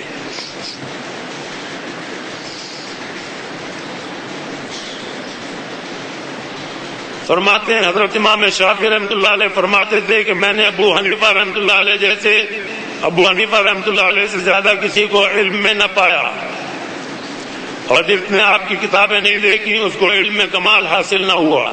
آپ کے پرہیزگاری کا یہ حال تھا کہ جس پر آپ کا قرض ہوتا آپ اس کی دیوار کے سایہ میں کھڑے نہ ہوتے تھے کہ بڑی قرض لے رکھا ہے تو اس کی دیوار میں کھڑا ہونا جو ہے سایہ میں، وہ بھی میرے لیے جائز نہیں، کہ سود لینے کا گناہ نہ ہو جائے۔ اس زمانے میں بھی ایک بزرگ کے متعلق ہمارے ایک نمازی تھے بنگال سے، جب بہت بڑی تعداد میں لوگ ادھر آئے، ملک تقسیم ہو گیا، تو انہوں نے بیان کیا کہ بارش ہو رہی تھی بڑی زبردست، تو ایک بزرگ تھے وہ پانی میں بھیگ رہے تھے اور لوگ سجے تھے وغیرہ ان میں کھڑے ہو گئے، صاحب نے بلایا کہ قبلہ ادھر آ جائیے، وہاں کہاں بھیگ رہے ہیں؟ تو ان بزرگ نے فرمایا کہ میں نے مالک سے چھجے کے نیچے کھڑے ہونے کی اجازت نہیں لی ہے۔ کیسے اللہ والے ہوتے ہیں۔ ہمارے ایک دوست تھے ٹیلر ماسٹر، اللہ تعالیٰ ان کی مغفرت فرمائے، ایک مجسٹریٹ کی بیان کرتے تھے کہ عدالت میں ڈاکیا آتا تھا، جانے پہچانے تھے، ریاست کا معاملہ تھا، تو ایک دن آیا تو اس نے رجسٹری دی اور کہا کہ یہ آپ کی رجسٹری ہے، تو جیب میں دیکھا تو قلم گھر بھول آئے تھے، فرمایا کہ تم جب یہاں سے میں اٹھوں تو گھر آنا تو میں دستخط کر کے رجسٹری چھڑا لوں گا۔ اس نے کہا کہ حضور والا کمال کرتے ہیں، آپ اتنے قلم تو یہاں رکھے ہوئے ہیں، دستخط کرنے میں کتنی ساڑھے خرچ ہوگی، تو ایک قلم اٹھا کے دستخط کر دیجئے اور چھڑا لیجئے۔ کہا کہ بھائی اس کی مجھے ذاتی کام کے لیے اجازت نہیں ہے۔ کیسے متقی تھے، اللہ پاک کی کیسی رحمتیں ہوں گی ان کے اوپر۔ گھر بلایا اور گھر اپنے ذاتی قلم سے دستخط کر کے رجسٹری چھڑائی۔ حضرت عمر بن عبدالعزیز رحمۃ اللہ علیہ جب خلیفہ ہوئے، خلیفہ خامس عادل منصف، زمین کو عدل و انصاف سے بھرا، دشمن پیدا ہو گئے، حاسد پیدا ہو گئے اور آپ کو زہر دلوا دیا، تقریباً 2 سال تک آپ کی حکومت رہی، تو عالم یہ تھا کہ بیٹے آپ کے پھٹے پرانے کپڑے پہن کر مدرسے جاتے تھے، لڑکے مذاق اڑاتے تھے، بیٹے آ کر ابا جی سے تو بات نہیں کر سکتے تھے، رو پڑتا تھا، امی سے کہتے تھے امی کم از کم ایسا کریں کہ ایک جوڑا ہمارا ایسا بنوا دیں کہ وہ پہن کر ہم مدرسے چلے جایا کریں۔ تو جب اہلیہ محترمہ نے سفارش کی تو ایک پرچہ لکھ کر دیا وزیر مال کے نام کہ مجھے اتنی تنخواہ جو ہے وہ پیشگی دے دو، بچوں کے کپڑے سلوانے ہیں۔ تو وزیر مال نے اس کی پشت پر لکھ دیا کہ اس وقت تک آپ زندہ رہنے کی ضمانت دے دیں۔ یہ تھے تقوی والے، اور آج بھی وہ تیرے متقی ماشاءاللہ روئے زمین پر موجود ہے، جبھی تو یہ نظام چل رہا ہے۔ تو خاموشی اختیار کر لی اور بچوں کے کپڑے نہ بنوائے۔ ایک دفعہ بیوی نے تھوڑا سا میٹھا پکا لیا تھا، فرمایا کہ اس کا مطلب یہ ہے کہ کچھ پیسے ابھی بھی زیادہ آتے ہیں، آئندہ تنخواہ کے اندر اور کم کرا دیے، اور ایسی زندگی گزاری کہ اللہ پاک راضی ہوئے اور عدل و انصاف سے زمین کو بھرا۔ حضرت عمر فاروق رضی اللہ تعالی عنہ کے بیٹی کی طرف سے پوتے ہوتے ہیں، سمجھے آپ؟ ہمیں آپ کو بھی ان بزرگوں کی تقلید کرنی چاہیے، معاملات میں بہت صفائی اختیار کرنی چاہیے، خرابیوں اور برائیوں سے دور بھاگنا چاہیے۔ آج تو اس دنیا کے اندر ہے، کل کو یہاں سے رخصت ہو کر برزخ کے عالم میں جانا ہے، اور آگے چل کر پھر حساب و کتاب نپٹانا ہے، اور ذرے ذرے کا اللہ پاک حساب لیں گے۔ وَمَن يَعْمَلْ مِثْقَالَ ذَرَّةٍ خَيْرًا يَرَهُ وَمَن يَعْمَلْ مِثْقَالَ ذَرَّةٍ شَرًّا يَرَهُ کا معاملہ ہے۔ میں تو سوچتا ہوں اور ساتھیوں سے کہتا بھی ہوں کہ کیسے کیسے لوگ ہیں روئے زمین پر جو لاکھوں کروڑوں ہڑپ کر جاتے ہیں، غصب کر جاتے ہیں، واپس کرنے کا نام نہیں لیتے، معاملات میں خرابیاں کرتے ہیں، بددیانتیاں کرتے ہیں۔ وہ لوگ آخرت میں کیسے چھوٹیں گے؟ ان کا تو ٹھکانہ جہنم میں پکا ہی پکا ہوگا۔ اس لیے کہ جس کے 4 آنے کا معاملہ ہو کہ کسی کا حق 4 آنے کی مقدار میں مارا ہو تو اس کے 700 مقبول نمازیں لی جائیں گی، تو جس آدمی نے سینکڑوں ہزاروں کھا لی ہوں، لاکھوں کروڑوں کھا لی ہوں، اس کا تو حساب نکالنا دینا ہی مشکل ہوگا۔ اس لیے اپنے معاملات کو بہت صاف رکھیں. مجدد الملت حکیم الامت حضرت تھانوی رحمۃ اللہ علیہ کا ایک واقعہ ہے. آپ سفر میں گئے، خاص مریدین ساتھ تھے. ایک ہندو کا مکان کرائے پر لیا اور اس سے ضرورت پر تیل لے لیا، دیا لے لیا، ماچس لے لی.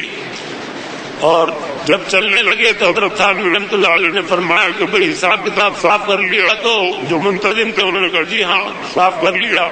حضرت تھانوی رحمۃ اللہ علیہ نوٹ کر رہے تھے. فرمایا کہ تیل کا حساب کر لیا؟ کہا جی وہ تو خوشی سے دیا تھا.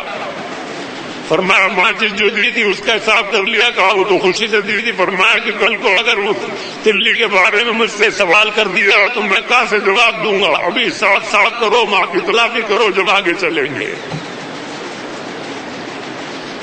اللہ تعالی ہمیں آپ کو اچھی توفیق دے.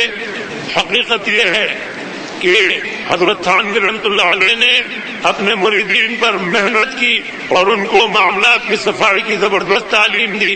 اس سلسلے کے اندر معاملات کی صفائی کا بہت زیادہ اہتمام ہے. ہمیں آپ کو بھی اس کا اہتمام جاری رکھنا چاہیے اور اس طرح سے جہاں کہیں بھی خامی اور کوتاہی ہو اس کو دور کرنا چاہیے. معاملات صاف رکھنے میں بڑی عافیت رہے گی، ورنہ بڑی پریشانی ہوگی جس کا مداوع مشکل ہو جائے گا، ازالہ بھی مشکل ہو جائے گا.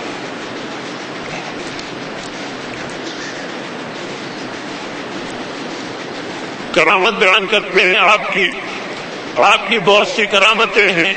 یہاں برکت کے لیے ایک ہی کرامت لکھی جاتی ہے. ایک دفعہ آپ حضور اکرم صلی اللہ تعالی علیہ وسلم کے روضہ انور پر حاضر ہوئے اور آپ نے آواز سے فرمایا السلام علیکم یا سید المرسلین. اس وقت روضہ انور سے جواب آیا وعلیکم السلام یا امام المسلمین. اس وقت ہزاروں آدمی وہاں موجود تھے جنہوں نے یہ آواز سنی. اندازہ فرمائیے قرب کا کیا عالم تھا اللہ اور رسول سے کہ جواب آیا اور جواب بھی ایسی آواز میں کہ سب نے سن لیا. فرماتے ہیں کہ سب نے یہ جواب مبارک سنا اور اس وقت سے آپ کی عزت اور شہرت بڑھ گئی اور تمام دنیا میں امام اعظم مشہور ہو گئے اور تمام زمین پر سب سے زیادہ لوگ آپ کے مقلد ہو گئے اور آپ کے بتلائے ہوئے مسئلوں پر عمل کرنے لگے. اللہ تعالیٰ نے آپ کو اعظم بنایا، امام اعظم بنایا اور مصلی اعظم، مذہب اعظم، جماعت اعظم بنایا. اللہ پاک کی زبردست شان ہے. اللہ تعالیٰ ان کے درجات اور بھی زیادہ بلند پر فرمائے. ہمیں ان کے فیض و برکات سے ہمیشہ مستفید فرماتے رہے. اللہ پاک کی عطا ہے. اس سعادت بدور بازو نے استعان بخشت خدا بخشندہ. جس کسی کو اللہ پاک نے چاہا جو مرتبہ دے دیا اس کو چھیننے والا کوئی بھی نہیں. کوشش کرنے والا جلد مر جائے گا لیکن وہ مرتبہ چھین نہیں سکتا. اور عجب بات ہے کہ حضرت امام اعظم ابو حنیفہ رحمۃ اللہ علیہ کی حاصل بھی بہت زیادہ ہے. حتیٰ کہ کتنے لوگوں نے تو کتابیں لکھ کر اپنے دل ٹھنڈے کیے ہیں مخالفت میں، لیکن ان کے درجات اور بلند ہی ہوتے ہیں. جو ان کی غیبت کرے، جو ان کی برائی کرے تو ان کی تو نیکیوں میں اضافہ ہوتا ہے، درجات میں ترقی ہوتی ہے. اور اللہ پاک نے ان کو وہ مرتبہ اور مقام بخشے ہیں کوئی چھین نہیں سکتا. تو اس لیے حسد سے اور جلن سے کوئی فائدہ نہیں. سیدھی سی بات ہے اگر اپنے آپ کو بھی اچھوں میں شمار کرنا ہے تو اللہ والوں سے اور ان سے محبت کریں. یہ بھی اللہ والوں میں بہت بہت بہت اونچے مرتبے کے اللہ والے ہیں.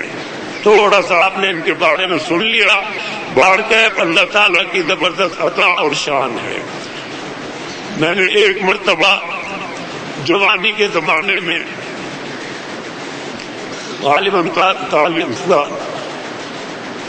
طالب علم کا آخری دور تھا تو آپ کی زیارت کی. آپ بہت زبردست پر نور چہرے والے، بڑا سر، بڑا چہرہ، لال سرخ ایک دم نورانی جسم، نورانی چہرہ. میں نے آپ کی جب زیارت کی تھی اللہ پاک نے آپ کو اتنی دانائی عطا فرمائی تھی، اتنی سمجھ عطا فرمائی تھی کہ باریکیوں میں معاملے نکال لیتے تھے. ایک مضمون یاد آ رہا ہے اس وقت.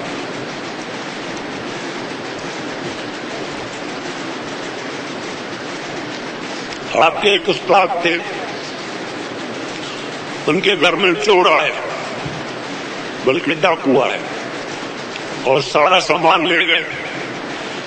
اور اس زمانے میں لوگ تقریباً اکثر پڑھے لکھے ہوتے تھے، چور ڈاکو بھی پڑھے لکھے ہوتے تھے، بہت سے بدماش بھی پڑھے لکھے ہوتے تھے.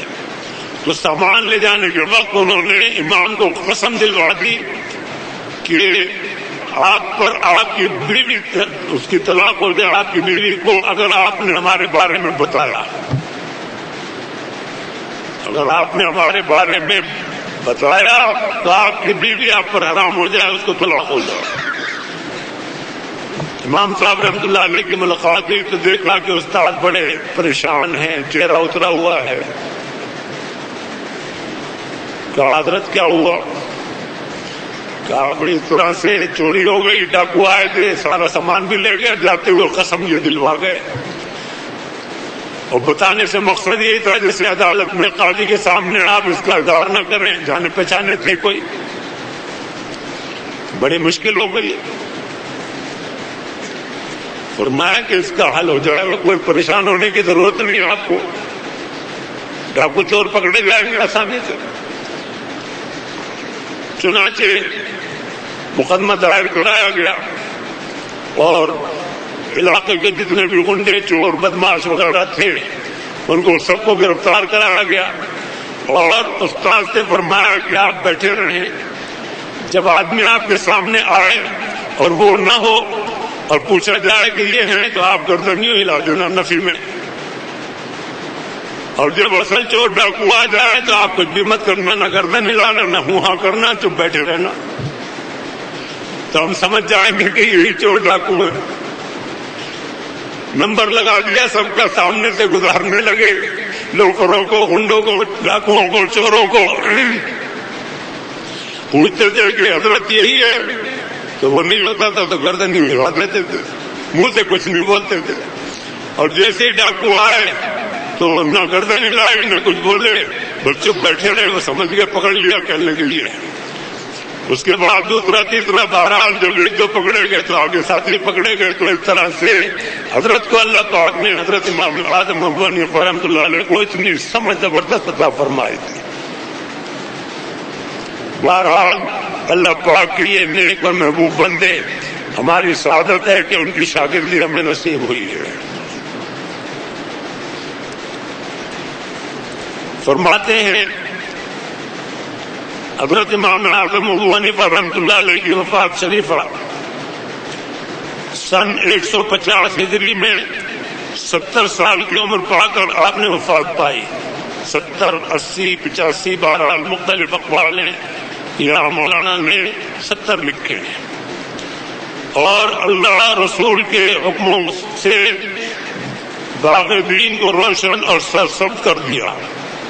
آپ کی وفات شریف کی خبر سن کر لوگ اس قدر آ گئے کہ 5 دفعہ آپ کے جنازے پر نماز پڑھی گئی، یہاں تک کہ 50,000 افراد نے آپ کے جنازے پر نماز پڑھی. اللہ اکبر. آپ اللہ تعالیٰ کے کیسے مقبول اور پیارے بندے تھے. بغداد میں ایک بادشاہ نے آپ کی قبر شریف پر گنبد بنوا دیا تھا اور قریب ہی ایک مدرسہ کھلوا دیا تھا. بغداد میں یہ پہلا مدرسہ تھا. اللہ آپ اور اپنی رحمت نازل فرمائے، قبر کو نور سے پر فرمائے، درجات بلند سے بلند کر فرمائے. آپ کو آخر میں جو پکڑا ہے خلیفہ وقت نے، تو اس میں آپ کو قاضی بنانا چاہتا تھا. آپ نے فرمایا کہ میں اس کا اہل نہیں ہوں، اور قسم اٹھا لی. خلیفہ کو بھی ضد ہو گئی اور اس نے گرفتار کرا کے جیل میں ڈلوایا. اور ڈلوایا ہی نہیں بلکہ بہت زیادہ ایذائیں دلوائی. لکھا ہے کتابوں میں کہ آپ کو جب غسل دینے والے جن کا آپ نام سن چکے ہیں غسل دے رہے تھے تو بہت ٹھنڈے ٹھنڈے سانس لے رہے تھے اور رو رہے تھے کہ جسم مبارک کا کوئی حصہ ایسا نہیں تھا کہ جہاں زخم نہ ہو. اس طرح سے کوڑوں سے مار ماری جاتی تھی. لیکن اپنے اس معاملے پر مضبوط رہے اور قسم کو وہ توڑا نہیں، ایذائیں برداشت کرتے رہے اور شہادت کا جام نوش فرما کر اس دنیا سے اس طرح تشریف لے گئے کہ اپنے پروانے پیچھے بہت بڑی تعداد میں چھوڑ کر گئے۔ اللہ تعالیٰ ان سے راضی ہوئے اور وہ اللہ تعالیٰ سے راضی ہوئے۔ اللہ تعالیٰ ہم سے بھی راضی ہوں، ہمیں بھی اللہ تعالیٰ اپنے نیک اور محبوب بندوں میں داخل و شامل فرمائے۔ بس اسی پر اکتفا کرتا ہوں، دعا کر لیجیے، مجھ سے بھی پڑھ لیجیے اور دعا کر لیجیے۔ اللهم صل على سيدنا ومولانا محمد وعلى آل سيدنا ومولانا محمد وبارك وسلم۔ اللهم انت السلام ومنك السلام وتبارك يا ذا الجلال والاكرام۔ اللهم اعنا على ذكرك وشكرك وحسن عبادتك۔ اللهم وفقنا لما تحب وترضى۔ ربنا آتنا في الدنيا حسنة وفي الآخرة حسنة وقنا عذاب النار۔ ربنا ظلمنا أنفسنا وإن لم تغفر لنا وترحمنا لنكونن من الخاسرين۔ ربنا لا تجعلنا فتنة للقوم الظالمين ونجنا برحمتك من القوم الكافرين۔ اللهم اغفر لي ولوالدي ولجميع المؤمنين والمؤمنات والمسلمين والمسلمات الأحياء منهم والأموات إنك قريب مجيب الدعوات۔ رب ارحمهما كما ربياني صغيرا۔ ربنا هب لنا من أزواجنا وذرياتنا قرة أعين واجعلنا للمتقين إماما۔ رب ارحمهما كما ربياني صغيرا۔ ربنا اغفر لنا ولإخواننا الذين سبقونا بالإيمان ولا تجعل في قلوبنا غلا للذين آمنوا ربنا إنك رؤوف رحيم۔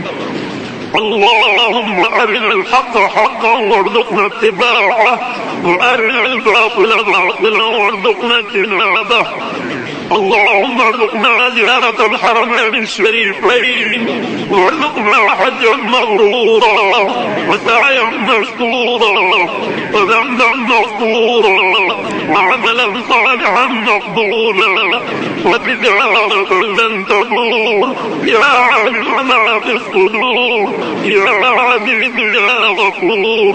رب اغفر وارحم وتجاوز عما تعلم إنك أنت الأعز الأكرم۔ اے الہ العالمین طاعت کی توفیق عطا فرمائیے، گناہ اور برائیوں سے بچائیے اور قدم قدم پر حضور پاک صلی اللہ تعالی علیہ وسلم کی کامل اتباع نصیب فرمائیے، کامل مشابہت نصیب فرمائیے۔ والین اور مغضوبین کی پیروی اور مشابہت اور غلامی سے بچائیے۔ آپ ہمارے روزائیے اور ہمیں اپنا بنا لیجیے، دونوں جہان کی عافیت سے کاملہ نصیب فرمائیے اور اپنی رضا کاملہ نصیب فرمائیے۔ اے اللہ جب تک زندہ رکھیں اسلام پر مضبوط رکھیے اور عزت کی زندگی عطا فرمائیے، اور جب دنیا سے اٹھائے خاتمہ ایمان پر فرمائیے اور عزت کی موت عطا فرمائیے۔ اے اللہ آپ نے کرم ہی کرم فرمائے، ہمارا آغاز اچھا فرمایا، یا اللہ ہمارا انجام بھی اچھا فرمائیے۔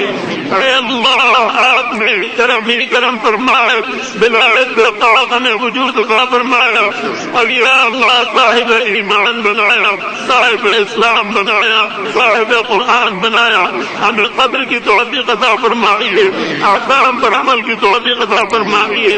یا اللہ گناہوں سے برائیوں سے بچائیے اور قدم قدم پر حضور کی اتباع نصیب فرمائیے۔ یا اللہ ہمارے تمام قصور اور خطائیں چھوٹی ہوں یا بڑی، جان کر کی یا بھول کر، کھلا کھلا کی یا چھپ کر، ساری معاف فرما دیجیے، اور یا اللہ گناہوں سے پاک و صاف فرما دیجیے۔ اے اللہ ہم آپ کے سامنے آج بھی ہیں، کل بھی ہوں گے، اور یا اللہ یہی ہم سے درگزر فرما دیجیے۔ ہم یہاں بھی لڑنا کرسا ہے، ہم کسی بھی بات کا جواب نہ دے سکیں گے، ہم پر رحم کی نظر فرمائیے اور رحمت کی نظر فرمائیے، اور یا اللہ حضور پاک صلی اللہ علیہ وسلم کی ساری امت پر رحم فرمائیے، ساری امت پر رحم فرمائیے، ساری امت کو ہدایت عطا فرمائیے، گناہوں اور برائیوں سے نجات عطا فرمائیے، گناہوں سے برائیوں سے بیزار فرمائیے، صراط مستقیم پر چلنے کی توفیق عطا فرمائیے۔ اے اللہ اپنا کرم ہی کرم فرمائیے، یا اللہ حضور پاک صلی اللہ تعالی علیہ وسلم کا ساتھ نصیب فرمائیے، آپ کے جھنڈے کے نیچے جگہ عطا فرمائیے، آپ کی شفاعت نصیب فرمائیے، آپ کے حوض کوثر سے خوب سہرا فرمائیے، رحمت کی نعمتوں سے بچائیے، ان صراط سے گزرنا آسان فرمائیے، اور بغیر حساب کتاب کے جنت عطا فرمائیے، جنت کی تمام نعمتیں عطا فرمائیے، سب سے بڑی نعمت اپنا دیدار خوب اور ہمیشہ نصیب فرمائیے۔ اے ارحم الراحمین، جہنم کی آگ سے، قبر کے عذاب سے، دنیا کے عذاب و فتنوں سے بچا لیجیے۔ اے اللہ ہم میں سے کے ماں باپ کی مغفرت فرمائیے، آبا اور اجداد امہات کی مغفرت فرمائیے، تمام اساتذہ اور مشائخ کی مغفرت فرمائیے، بیوی بچوں کی، بہنوں بھائیوں کی، تمام نمازیوں کی، شاگردوں کی، محبین کی، محسنین کی، معالجین کی، اور تمام مومنین مومنات، مسلمین مسلمات، احیاء اور اموات سب کی مغفرت فرمائیے، پچھلی امت کے بھی سارے مسلمانوں کی مغفرت فرمائیے۔ اے اللہ جتنے بھی وفات پا چکے ہیں سب کے عذابوں کو ختم فرما دیجیے، سب کی قبروں کو نور سے پر فرمائیے، درجات بلند بلندر فرمائیے۔ اے اللہ ان سے بھی راضی ہو جائیے اور ہم سے بھی راضی ہو جائیے۔ آج ہم روئے زمین پر ہیں، کل دیرے زمین لائیں گے، ہمارے ساتھ بھی اللہ خیر کے معاملے فرمائیے، ہمیں یا اللہ پاکیزہ زندگی گزارنے کی توفیق عطا فرمائیے، گناہ اور برائیوں سے بیزار فرمائیے۔ اے اللہ جتنے بھی حاضرین ہیں سارے کے سارے عورتیں بھی اور مرد بھی آج اٹھائے ہوئے ہیں، آپ کے بھکاری بندے اور بندیاں آپ سے یا اللہ خیر مانتے ہیں، اور خیر عطا فرمائیے، ہر شر سے اپنی حفاظت میں رکھیے، اور یا اللہ آپ ہمارے رب ہیں، آپ ہمارے سب کچھ ہیں۔ اے اللہ ہمارے عقیدے بھی اور اعمال بھی درست رکھیے، ہر طرح کی گمراہی سے اور برائی سے بچائیے، بری صحبتوں سے بچائیے، برے لوگوں سے بچائیے۔ اے اللہ حق کا بولنا فرمائیے، باطل کا منہ کالا فرمائیے۔ اے اللہ باطل کو عبرت کا نمونہ بنائیے۔ یا اللہ تمام بیماروں کو صحت عطا فرمائیے، پریشان حالوں کو پریشانیوں سے نجات عطا فرمائیے، تندرستوں کو تندرستی سے نجات عطا فرمائیے، مقروض حضرات کو قرض کے بوجھ سے خلاصی عطا فرمائیے۔ اے اللہ بے قصور قیدیوں کو رہائی نصیب فرمائیے، بے اولادوں کو صاحب اولاد فرمائیے۔ اے اللہ ہم مسلمانوں کو رحم فرما دیجیے، یا اللہ اپنا محتاج رکھیے، ایک لمحے کے لیے بھی مخلوق کا محتاج نہ کیجیے، غیروں کے حوالے نہ کیجیے۔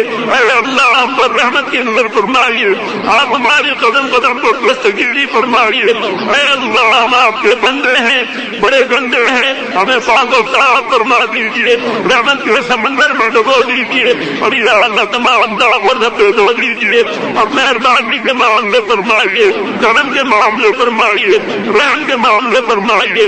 اے اللہ ہم سب سے راضی ہو جائیے، ہم سب کو اپنے سے راضی کر لیجیے۔ اے اللہ حضور پاک صلی اللہ تعالی علیہ وسلم کو بھی راضی کر لیجیے۔ اے اللہ ہمیں ان کاموں کی توفیق عطا فرمائیے، حضور کی ساری امت کو ان کاموں کی توفیق عطا فرمائیے جن سے آپ بھی خوش ہوں، ہمارے حضور پاک صلی اللہ تعالی علیہ وسلم بھی خوش ہوں، آپ کا قلب مبارک خوش ہو، اور یا اللہ تمام ان کاموں سے ہمیں بھی حضور کی ساری امت کو بچا دیجیے جن کی وجہ سے یا اللہ آپ ناراض ہوں، اور حضور پاک صلی اللہ تعالی علیہ وسلم کے قلب مبارک پر ناگواری ہو، آپ کو ایزا ہو، آپ کو تکلیف ہو۔ اے اللہ ہمیں ان تمام خرافات سے گستاخوں سے بے ادبیوں سے بچائے رکھیے، ہر طرح سے یا اللہ ادب کی توفیق عطا فرمائیے، اپنے معصوم بندوں میں شامل اور داخل فرمائیے، اپنے خلیل بندوں میں داخل اور شامل فرمائیے، اپنے یا اللہ نیک بندوں میں داخل اور شامل فرمائیے، اپنا قرب عطا فرمائیے، اپنی رضا عطا فرمائیے، ہم سب کو راضی ہو جائیے اور ہم سب کو اپنے سے راضی کر لیجیے۔ اے اللہ مجھ سے دعاؤں کے لیے جس کسی نے کہا ہے سب کی جائز حاجت اور مرادیں پوری فرمائیے۔ اے اللہ ہماری بھی جائز حاجت اور مرادیں پوری فرمائیے۔ اے اللہ ہم آپ کے بندے ہیں، آپ ہمارے مالک اور خالق ہیں۔ اے اللہ ہماری سوچ ہمیشہ درست رکھیے اور عقیدے بھی اور اعمال بھی درست رکھیے، اسی پر مضبوط رکھیے اور اسی پر ہمارا خاتمہ فرمائیے۔ سمعنا وأطعنا غفرانك ربنا وإليك المصير، وصلى الله تعالى على خير خلقه سيدنا محمد وعلى آله وأصحابه أجمعين، آمين برحمتك يا أرحم الراحمين۔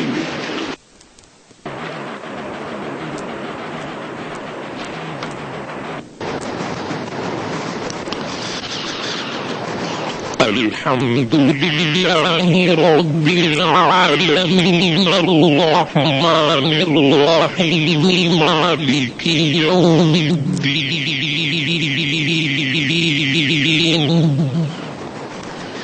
إياك نعبد وإياك نستعين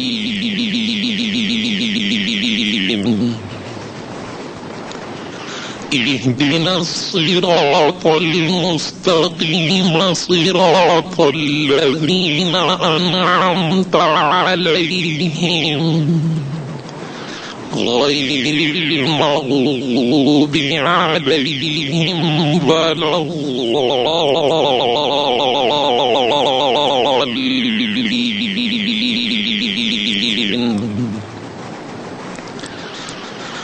الرحمن علم القرآن خلق الإنسان علمه البيان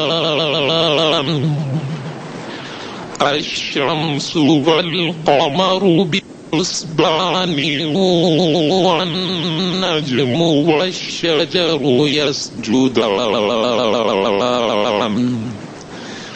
والسماء رفعها ووضع الميزان ألا تطغوا في الميزان وأقيموا الوزن بالقسط ولا تخسروا الميزان والأرض وضعها للأنام فيها فاكهة والنخل ذات الأكمام والحب ذو العصف والريحان فبأي آلاء ربكما تكذبان خلق الإنسان من صلصال كالفخار وخلق الجان من مارج من نار فبأي آلاء ربكما تكذبان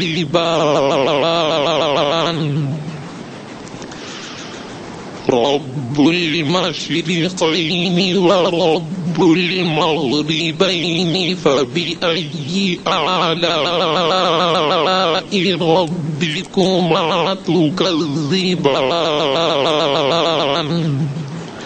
مرج البحرين يلتقيان بينهما برزخ لا يبغيان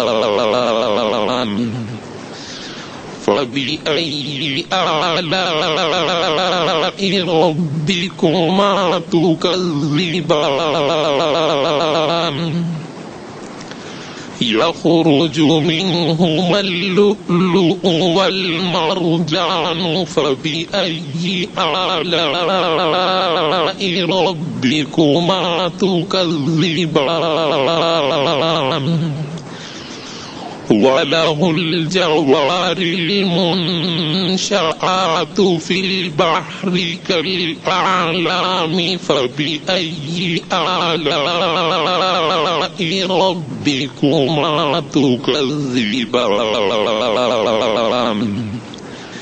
كل من عليها فان ويبقى وجه ربك ذو الجلال والإكرام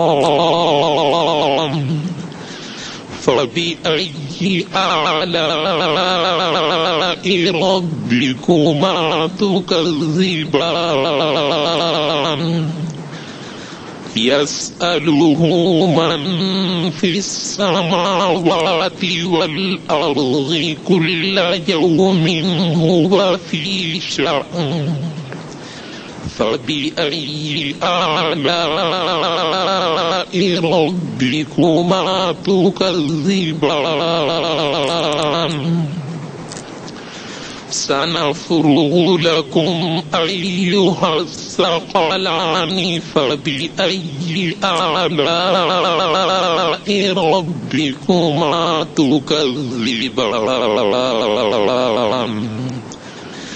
يا معشر الجن والإنس إن استطعتم أن تنفذوا من أقطار السماوات والأرض من أقطار السماوات والأرض فانفذوا لا تنفذون إلا بسلطان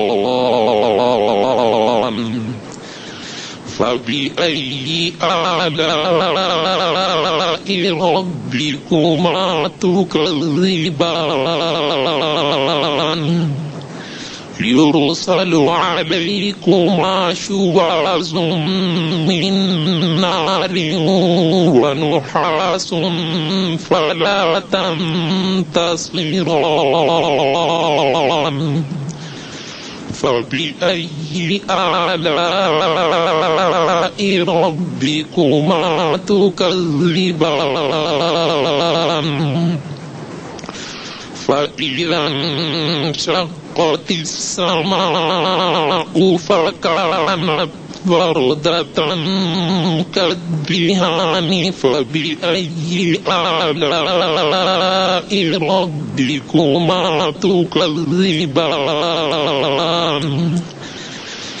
فيومئذ لا يسأل عن ذنبه إنس ولا جان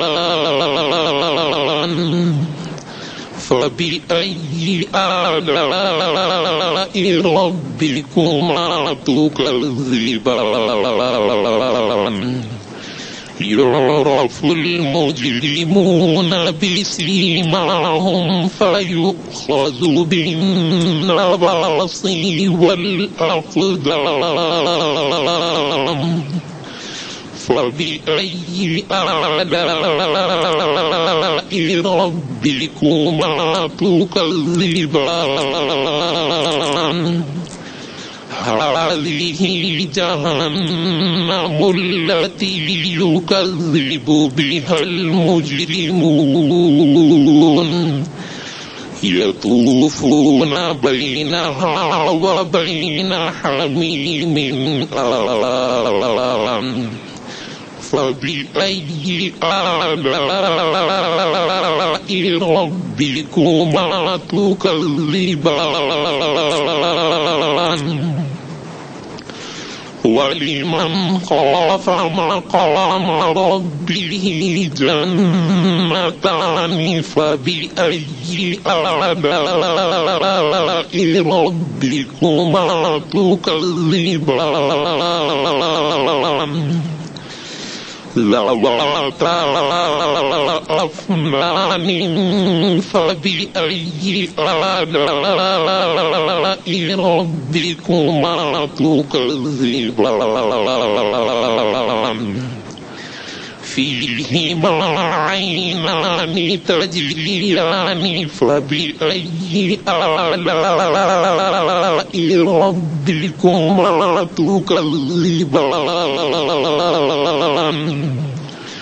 فيهما من كل فاكهة زوجان فبأي ربكما تكذبان متكئين على فرش بطائنها من استبرق وجنى الجنتين دان فبأي ربكما تكذبان فيهن قاصرات الطرف لم يطمثهن إنس قبلهم ولا جان فبأي ربكما تكذبان كأنهن الياقوت والمرجان فبأي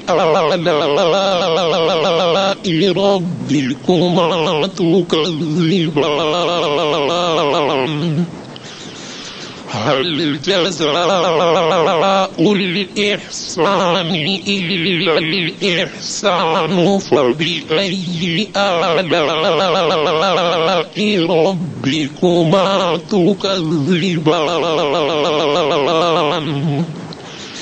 ومن دونهما جنتان فبأي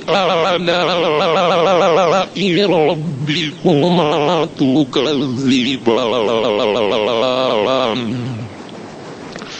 مدهامتان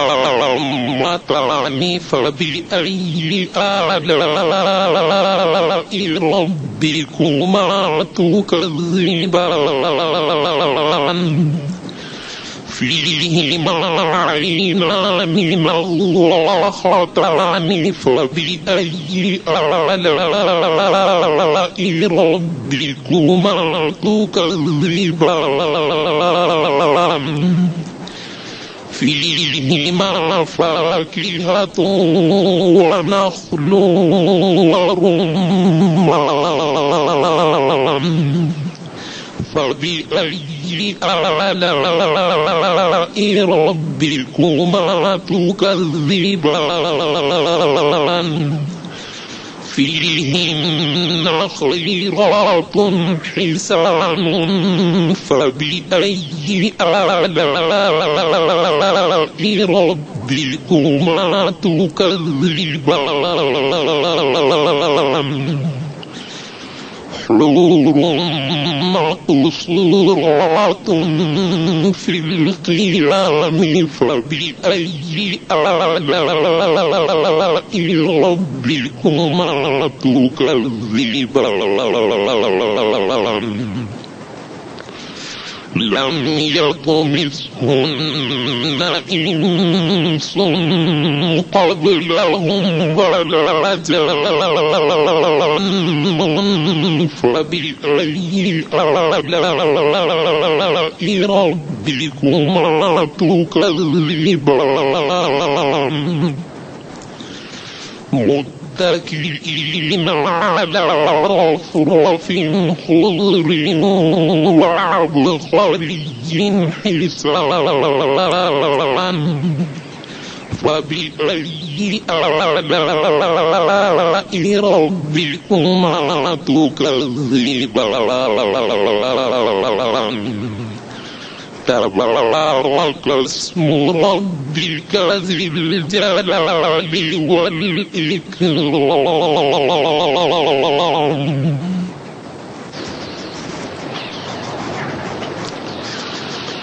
والنجم إذا هوى ما ضل صاحبكم وما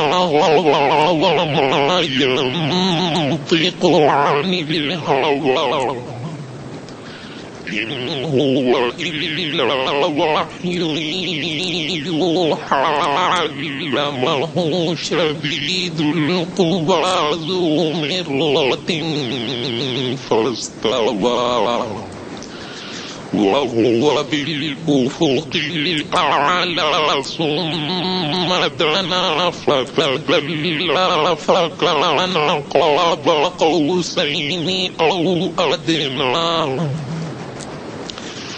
فأوحى إلى عبده ما أوحى